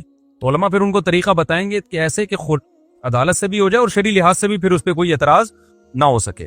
بس ہو گیا. اور کوئی کسی نے کوئی سوال پوچھنا ہے تو پوچھ لیں بھائی. جی بھائی, بس 2-3 سوال لے کے چھٹی. بس دیکھیں, بعض لوگوں کو نا ہر چیز میں ٹانگ اڑانے کا شوق ہے, ان کی اسٹڈی نہیں ہوتی, مطالعہ نہیں ہوتا, ہر چیز میں رائے دینی ہے. ہمارے ہاں ہر آدمی ہر چیز میں کیا بنا ہوا ہے. میں 20 سوال لوگ مجھ سے آگے پوچھتے ہیں اس کے بارے میں آپ کی کیا رائے ہے, میں جواب نہیں دیتا. میں کہتا بھائی مجھے اس کی پوری نالج نہیں ہے. لوگ کہتے ہیں نالج حاصل کر لیں, میں کہتا ہوں میں نالج حاصل کر ہی نہیں سکتا, کیونکہ میں اس فیلڈ کا ہوں ہی نہیں, اور مجھے نالج حاصل کرنے میں اتنا ٹائم لگے گا کہ اس ٹائم میں اپنی فیلڈ میں زیادہ نالج حاصل کر لوں. لیکن آج بعض اسکالر ایسے آ رہے ہیں جو پوچھو آپ ان کے پاس جواب موجود ہے. تو یہ جس کو سب کچھ آتا ہے نا, سمجھ لو اس کو کچھ بھی نہیں آتا. سب کچھ جس کو آتا ہے اس کو کچھ بھی نہیں آتا. کسی کے بارے میں تبصرہ کرنے میں بہت اسٹڈی کرنی پڑتی ہے آپ کو. ایک صاحب میرے پاس آئے, مجھے کسی سیاست دان کا نام لے کے انہوں نے مجھے بتایا کہ آپ کو پتا ہے اس نے کروڑوں روپے کی کرپشن کی اور اتنے پلاٹ نکلے ہیں اس کے پاس سے. میں نے کہا مجھے بالکل بھی نہیں پتا. تو اور میں نے کہا مجھے یہ بھی پتا ہے کہ آپ کو بھی نہیں پتا. کہہ رہے نہیں مجھے تو پتا ہے. میں نے کہا آپ کو کیسے پتا؟ کہہ رہے ہیں وہ فلانے صحافی ٹی وی میں فلانے نے ڈمکانے نے یہ. میں نے کہا بھائی ایک ٹی وی میں فلاں صحافی نے, تو یہ صحافیوں کا آپ کو پتا ہے کہ یہ صحیح کہہ رہے ہیں؟ بہت سے صحافی تو ایسے ہوتے ہیں, ان کو تو کبھی اسٹیبلشمنٹ کی طرف سے ایک آرڈر دیا جاتا ہے, کبھی فریق مخالف جو حزب اختلاف میں ہوتے ہیں ان کو کبھی آرڈر دیا جاتا ہے, تو وہ اسی ٹریک میں چلنا شروع کر دیتے ہیں. کسی کے بارے میں رائے قائم کرنا یہ آسان کام نہیں ہے. ہاں کچھ مشہور ہیں, وہ تو اتنی شہرت اللہ نے ان کو غیر معمولی عطا فرمائی ہے کہ ان میں تحقیق کی ضرورت ہی نہیں. وہ اللہ جب کسی کو نوازنے پر آتا ہے تو بہت نوازتا ہے. وہ مشہور ہیں چور, تو وہ تو تواتر سے ثابت ہو گیا نا. وہ تو میں نہیں بتاتا یار. ایک جگہ میں گیا, وہ میں نے تو خود جا کے تحقیق کی ہے, تو مجھے لوگوں نے بتایا, ایک آدمی نہیں, جو بیچاروں کی زمینیں جن پہ قبضہ کیا وہ خود بتا رہے تھے یہ ہمارے ماموں کی زمین تھی, اس پہ فلاں نے قبضہ کر لیا, یہ ہمارے چاچے کی. پھر ایک نہیں ہے, پورا علاقہ بتا رہا ہے. اب میں علاقے کا نام لوں گا تو آپ سمجھ جائیں گے نا کون ہے. ویسے تو آپ خود ہی سمجھے ہوئے ہیں, سب کو پتا ہے. خیر, تو وہ تو تواتر کے ساتھ ثابت ہے نا, تواتر کے ساتھ. لیکن نارملی جب کسی شخص کے بارے میں آپ بات کریں نا, اسپیسیفک کسی مرد کے بارے میں یا عورت کے بارے میں, تو صحافیوں سے نہ ان کو غلط کا ہو سکتا ہے, وہ صحافی صحیح کہہ رہا ہو. تو انہوں نے مجھے بتایا کہ اتنی کروڑوں کی جائیدادیں اس نے 2 نمبر پیسے سے بنائی ہیں. میں نے کہا ہو سکتا ہے آپ جتنے کروڑ بتا رہے ہوں اس سے 10 گنا زیادہ کی جائیدادیں بنائی ہوں, لیکن میرے پاس اس کی نالج نہیں ہے اور آپ کے پاس بھی نہیں ہے, اس لیے چپ رہ جاؤ گے نا تو بخشے جاؤ گے. بلا تحقیق الزامات مت لگاؤ کسی. تو یہ جو ہے نا ہمارے ہاں یہ بہت بڑا مسئلہ ہے کہ جب کوئی مشہور ہوتا ہے نا تو ہر چیز میں اس سے انٹرویو لیا جا رہا ہوتا ہے اور وہ ہر چیز کا جواب دے رہا ہوتا ہے. تو یہ نہیں ہوتا بھائی, ہر چیز کا ہر ایک کو نہیں پتا ہوتا. تو اس لیے چپ رہنا سیکھ لینا چاہیے. آپ بولو بھائی میں یہ پتا ہے, میں اس کے بارے میں آپ کو بتا سکتا ہوں. اس کے علاوہ ابھی وہ راجہ ضیاء الحق صاحب کی ایک بڑے اچھی بات سامنے آئی. انہوں نے کہا کہ علم علماء کے بارے میں نہیں بتا سکتا, میں ایتھیزم اور سیکولرزم پہ میں بڑا ماہر ہوں, اس کے بارے میں آپ جو مجھے بڑا اچھا لگا اسٹائل کہ بھائی یہ مسائل جو ہے نا فقہی, یہ علماء کا کام ہے. راجہ ضیاء الحق صاحب ایک مذہبی اسکالر ہی ہیں, وہ ایتھیزم اور جو سوشلزم اور یہ جو کمیونزم ہے اس پہ بڑا ان کا اسٹڈی ہے. تو کس لوگوں نے ان سے پوچھنا شروع کیا نا یہ مسئلہ, انہوں نے کہا بھائی یہ مسائل بتانا مفتیان کرام کا کام ہے, میری فیلڈ ایتھیزم, اور واقعی اس میں بڑے ایکسپرٹ ہیں وہ, کیونکہ ایک چیز کو فوکس کیا نا, ایک چیز کو ہی فوکس کر سکتا ہے انسان زیادہ. تو اب جناب راجہ ضیاء الحق صاحب تو تھوڑے سے مشہور ہو گئے, تو اب وہ طلاق کے مسئلے بھی بتانا شروع کر دیں, تراویح کے مسئلے بھی وہی بتا رہے ہیں, عمران خان پہ تبصرے بھی ان کے آ رہے ہیں, جنرل باجوہ پہ بھی رپورٹیں پیش کر رہے ہیں. اگر وہ ایسا شروع کر دیں نا تو میں پتہ کیا سمجھوں گا, تو جس چیز پہ وہ رپورٹیں آ رہی ہیں نا مجھے اس پہ بھی اعتماد کیا ہو جائے گا, ختم. کہوں گا بھائی یہ ایک آدمی ہر چیز میں ہی فنٹر کیسے بن گیا یار, اس کے پاس اتنا ٹائم کہاں ہے, اتنا ٹائم نہیں ہوتا کسی کے پاس. تو جو شخص ہر چیز میں ہی فنٹر ہے, اس کا مطلب وہ کسی بھی چیز میں فنٹر نہیں ہے.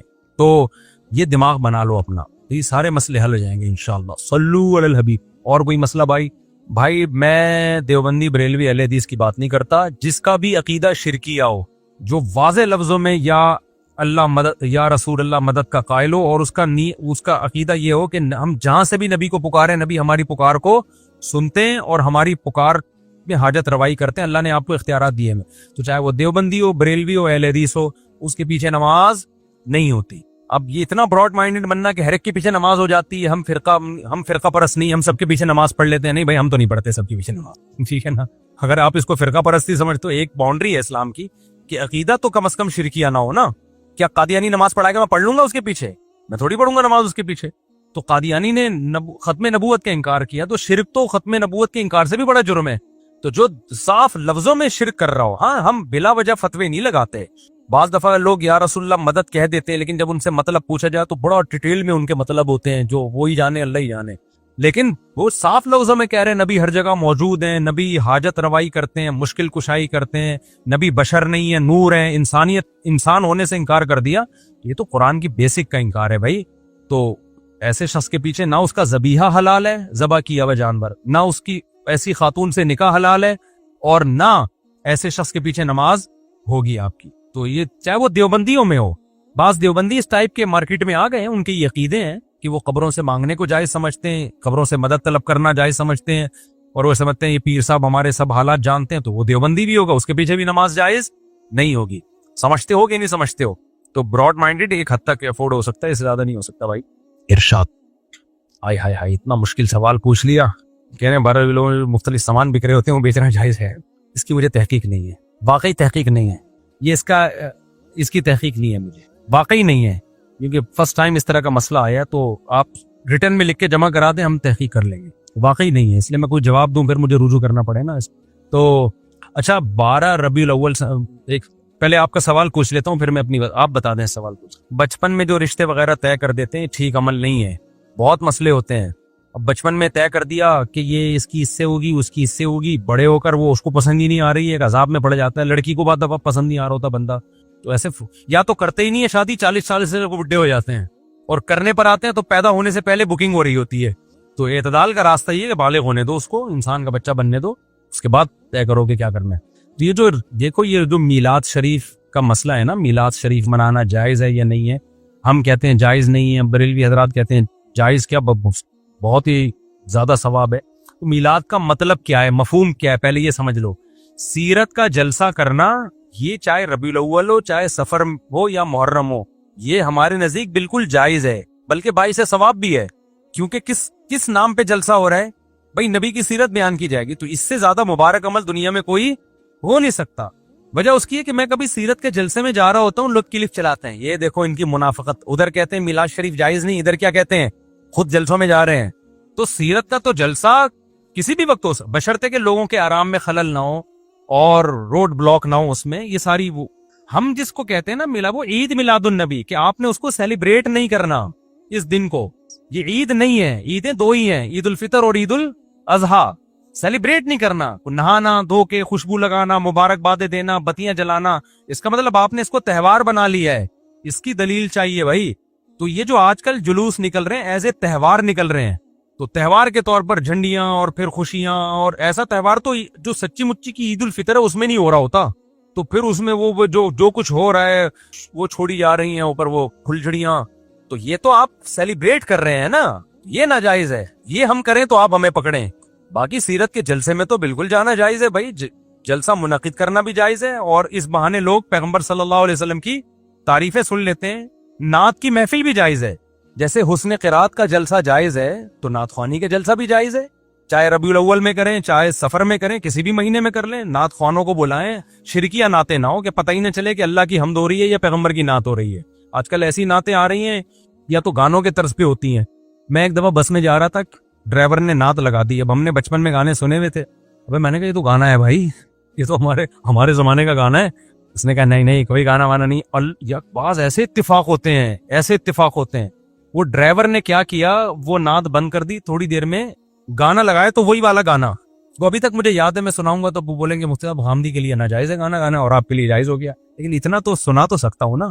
تمہیں یارو مبارک ہو، وہ کیا ہے، وہ ایک مشہور نعت ہے، تمہیں یارو مبارک ہو، ابے کیا ہے، میں گانا ہی بھول گیا یار، تمہیں یارو مبارک ہو میرا محبوب آیا ہے، یہ گانا نہیں، گانے کی رپورٹ پیش کر رہا ہوں آپ کے سامنے، تمہیں یارو مبارک ہو میرا محبوب آیا ہے۔ اب آپ جا کے یوٹیوب پہ سننا لینا، تمہیں یارو مبارک ہو میرا محبوب آیا، یہ بڑا مشہور گانا تھا، وہ چلایا اس نے، اسی پہ نعت تھی چل رہی تھی، تو میں نے کہا دیکھ لے بھائی، اس کی الفاظ دیکھ لے، اور ہاں اوبے تمہیں یارو مبارک ہو نہیں، بہاروں پھول برساؤ میرا محبوب آیا ہے، سنو گلوکار میرے خلاف کیس نہ کر دے، بہاروں پھول برساؤ میرا محبوب آیا ہے، تو اس پہ بنا دیا تمہیں یارو مبارک ہو عمر ابن خطاب آیا، حضرت عمر پہ بنائی تھی، ہاں تو غلط ہے بھائی، جو چاہے حضرت عمر کی تعریف ہو تو آپ کوئی اور اسٹون میں پڑھ لو نا۔ اب میں حیران تھا بھئی یہ وہ اتنے پرانے زمانے کا گانا کہاں سے لگا دیا اس نے، نماز تو ہو جائے گی لیکن سنت موقدہ بھی ضروری ہیں، اس درجے کی نہیں ہے جس درجے کی فرض ضروری ہے۔ آگے چلیں بھائی، حلال نہیں ہے، نہیں یہ سرٹیفکیٹ نہیں مانے، حلال کے سرٹیفکیٹ ہر ایک نے چھاپے ہوئے ہیں، حلال کے سرٹیفکیٹ مشینی ذبیحہ ہوتا ہے، اور حلال کا کیونکہ اسکالرز میں نے بتایا نا، جب چاروں اماموں سے آپ ہٹتے ہو تو پھر بے لگام، یہاں تک بھی آج کل کے مذہبی اسکالرز نے فتویٰ دیا ہے کہ مردہ مرغی بھی کھانا جائز ہے، بسم اللہ پڑھ کے کھا لو، دلیل یہ دیتے ہیں کہ وَلَا تَأْكُلُوا مِمَّا لَمْ يُذْكَرِ اسْمُ اللَّهِ عَلَيْهِ، جس جانور پہ اللہ کا نام نہ لیا جائے وہ مت کھاؤ، تو یہ تو اللہ کا نام ہم نے لے لیا نا، لہذا یہ کھاؤ۔ تو اگر آپ اس فقہ سے ہٹتے ہو نا جو مرتب کیا ہے مجتہدین نے، تو پھر نئے نئے فتنے آتے رہیں گے، تو جانور جب تک باقاعدہ ذبح نہ ہو اور اللہ کا نام نہ لیا جائے، تو اب جب آپ یورپ میں امریکہ میں ایسی جگہوں پہ جاتے ہو تو جاتے ہی سب سے پہلے جیسے واش روم تلاش کرتا ہے نا انسان، سب لمبے سفر سے جب اترتا ہے تو سب سے پہلے آدمی کیا کہتا ہے، بھائی ریسٹ روم چاہیے یار، اتنی دیر سے روک کے بیٹھا ہوا ہوں میں، یہی ہوتا ہے نا، جہاز میں تو نہیں جاتے اکثر لوگ، تو ایسے ہی اترتے ہی سب سے پہلا کام یورپ امریکہ میں یہ کیا کرو، لوگوں سے تحقیق کرو یار حلال فوڈ کہاں ملتا ہے، ذبیحہ کہاں، وہاں جاؤ، پھر وہ لوگ بتائیں حلال ہے، کیا کیسے پتا چلا حلال ہے، تو اگر کوئی مسلمان ہے وہاں پہ گواہی دیتا ہے کہ بھائی میں اپنی آنکھوں سے دیکھتا ہوں کہ باقاعدہ سلوٹر ہاؤس میں ذبح ہو رہے ہیں، وہاں تو آپ کو لگتا ہے کہ یہ مسلمان ہے، سچ بول رہے ہیں، تو پھر مان لو اس کے بعد، ادروائز اس کو اکثر لوگوں کو پتہ نہیں ہوتا، تو ٹھپے وپے اس ٹائم اس کا اعتبار نہیں ہے، ہر چیز ایسی چیزوں پہ بھی ٹھپے حلال کے لگ رہے ہیں جن میں حلال و حرام کا تصور ہی نہیں ہے، جو کھانے کی چیزیں ہیں ہی نہیں ان پہ بھی ٹھپے لگ رہے ہوتے ہیں، کس چیز کے، ٹوپی پہ ٹھپا لگا ہوا ہے حلال، کیونکہ ٹھپے جب انہوں نے بنائے تو غلطی سے نا لگائے چلے جاؤ تو وہ ہر ایک پہ ہی لگ رہے ہوتے ہیں، کوئی بھروسہ نہیں، آپ جاؤ گے آپ پہ ٹھپا لگا دیں گے حلال ہے بھائی، لوگ آپ کو ذبح کر کے کھا جائیں، تو وہ ٹھپے فری میں بک رہے ہیں، تو اس کا کوئی اعتبار نہیں ہوتا، تو تحقیق کیا کرو، اور اللہ کا شکر ہے اب بہت ساری جگہوں پہ حلال ملنے لگا ہے، نہیں تو پھر زندہ مرغیاں خرید کے گھر میں لاؤ، چپکے سے ذبح کرو، چھپڑ میں لے کر آؤ، ذبح کرو، اور وہاں پابندی اس بات پہ ہے کہ شور شرابہ نہیں ہونا چاہیے، جیسے ہمارے یہاں گائے کٹتی ہے نا، پورے محلے کو پتہ چل رہا ہوتا ہے ان کے یہاں گائے کٹ رہی ہے، 2-4 آدمی اس میں کٹتے بھی ہیں، پہلے گائے کے کٹنے سے پہلے وہ کٹتے ہیں، لگڑے بھی ہو جاتے ہیں، گائے نے لات ماری اچھل کے وہاں گرا، تو یہ اس کی اجازت نہیں ہے وہاں پہ، وہ کہتے ہیں چپ، اور خون باہر نظر نہیں آنا چاہیے، صحیح ہے نا، تو ایسے احتیاط کے ساتھ اگر وہاں جانور اندر لے جائیں تو پھر وہ بھی کہتے ہیں ٹھیک ہے بھائی آپ کا مسئلہ ہے، جانور ذبح کر کے کھا رہے ہو، ہمیں کیوں ٹینشن دے رہے ہو، تو پھر ایسے تمیز سے کر لیں آپ، بہت سے لوگ ایسا کرتے ہیں یورپ میں اور امریکہ میں، وہ جانور گھر میں لے کر آتے ہیں، کونے میں لے جا کے ذبح کیا، تو گورنمنٹ کو اس پہ کوئی اعتراض نہیں ہوتا، لیکن بعض جگہوں پر اس پہ بھی پابندی ہے، گھر میں لے کے ہی نہیں آنا ہے، تو پھر سلوٹر ہاؤس چلے جاؤ آپ، وہاں جا کے ذبح کر دو، تو بہت سارے طریقے ہو سکتے ہیں، نہیں پھر بھی نہیں ہے نا، تو یہاں سے نہاریاں ڈبوں میں پیک کر کے لے جاؤ، ایئر ٹائٹ ڈبوں میں نہاریاں پیک ہوتی ہیں، بریانیاں پیک ہوتی ہیں، دنا دن یہاں سے جا رہا ہے مال، تو ڈائریکٹ یہیں سے منگواؤ، آپ کہو گے یہ تو مہنگا پڑے گا، سستا آدمی وہاں جا ہی نہیں سکتا ہے، وہ بینک اسٹیٹمنٹ دیکھتے ہیں کہ تو سستا ہے یا مہنگا، اگر تو سستا ہے تو کہتے ہیں ایسے غریبوں کے لیے ہمارا ملک نہیں ہے، تم یہاں بھی آ کے پیٹرول مہنگا کرو گے، وہیں رہو اپنے ملک میں، تو پیسہ ہوتا ہے تو جاتا ہے نا انسان۔ کوئی آخری سوال بس سچی مچی کا آخری، بھائی بہت بڑا گناہ ہے زنا، اگر کسی سے ہو گیا تو خوب گڑگڑائے اللہ کے سامنے، اصل کفارہ تو یہ کہ حکومت ہوتی اور گواہیوں سے ثابت ہوتا تو 100 کوڑے چوک پہ مارتی، لیکن اب نہ اسلامی حکومت ہے اور گواہوں نے بھی نہیں دیکھا ہے، تو بس اللہ اس کا معاملہ ہے، خوب گڑ گڑائے، یہ یقین کر لے کہ یہ چھوٹا جرم نہیں۔ اگر یہ چھوٹا جرم ہوتا نا تو یوسف علیہ السلام بند کمرے میں جہاں کوئی دیکھنے والا نہیں ہے، عورت خود دعوت دے رہی ہے تو بھاگتے نہیں، پھر دوبارہ دعوت دی اور کہا جیل بھجوا دوں گی، تو یوسف علیہ السلام نے کیا کہا؟ رب السجن احب الی مما یدعوننی، اے اللہ جیل کی کوٹری مجھے اس جرم سے زیادہ محبوب ہے، جیل جانا گوارا کر لیا، اس جرم میں مبتلا نہیں ہوئے۔ اس سے پتہ چلے چھوٹا جرم نہیں ہے زنا، بہرحال ہو گیا ہے، خوب اللہ کے سامنے گڑ گڑائے، توبہ کرے، اللہ سے معاہدہ کرے کہ اللہ آئندہ میں یہ نہیں کروں گا، اور دوبارہ زنا تو دور کی بات زنا کے قریب بھی مت جائے، لڑکیوں کے نمبر بلاک کر دے، فوش فلمیں دیکھنے سے توبہ کرے، یہ ساری چیزیں بھڑکاتی ہیں، اور فوراً کیا کرے؟ شادی کرے۔ ایک ہو چکی ہے، ایک اور کر لے احتیاطاً، ایک اور کر لے، ایک رہ گئی ہے وہ بھی کمپلیٹ کر لیتے ہیں، پھر ایک اور کر لے، ٹھیک ہے نا؟ جب تکلف کیا یار، جب 3 کرا دی، آپ لوگ بھی بولو کہ مولوی صاحب اب رہ کیا گیا، خواتین نے تو ناراض ہونا تھا، ہو گئی ہوں گی، وہ بھی کہہ رہی ہوں گی پوری 4 ہی کرا دو، ٹھیک ہے نا؟ تو 3 پہ آ کے پھر بریک نہیں ہوتی نا، تو نکاح کی کثرت کرے بھائی، اور برائی سے اپنے آپ کو بچائے۔ اللہ عمل کی سمجھنے کی توفیق عطا فرمائے۔ وما علینا الا البلاغ۔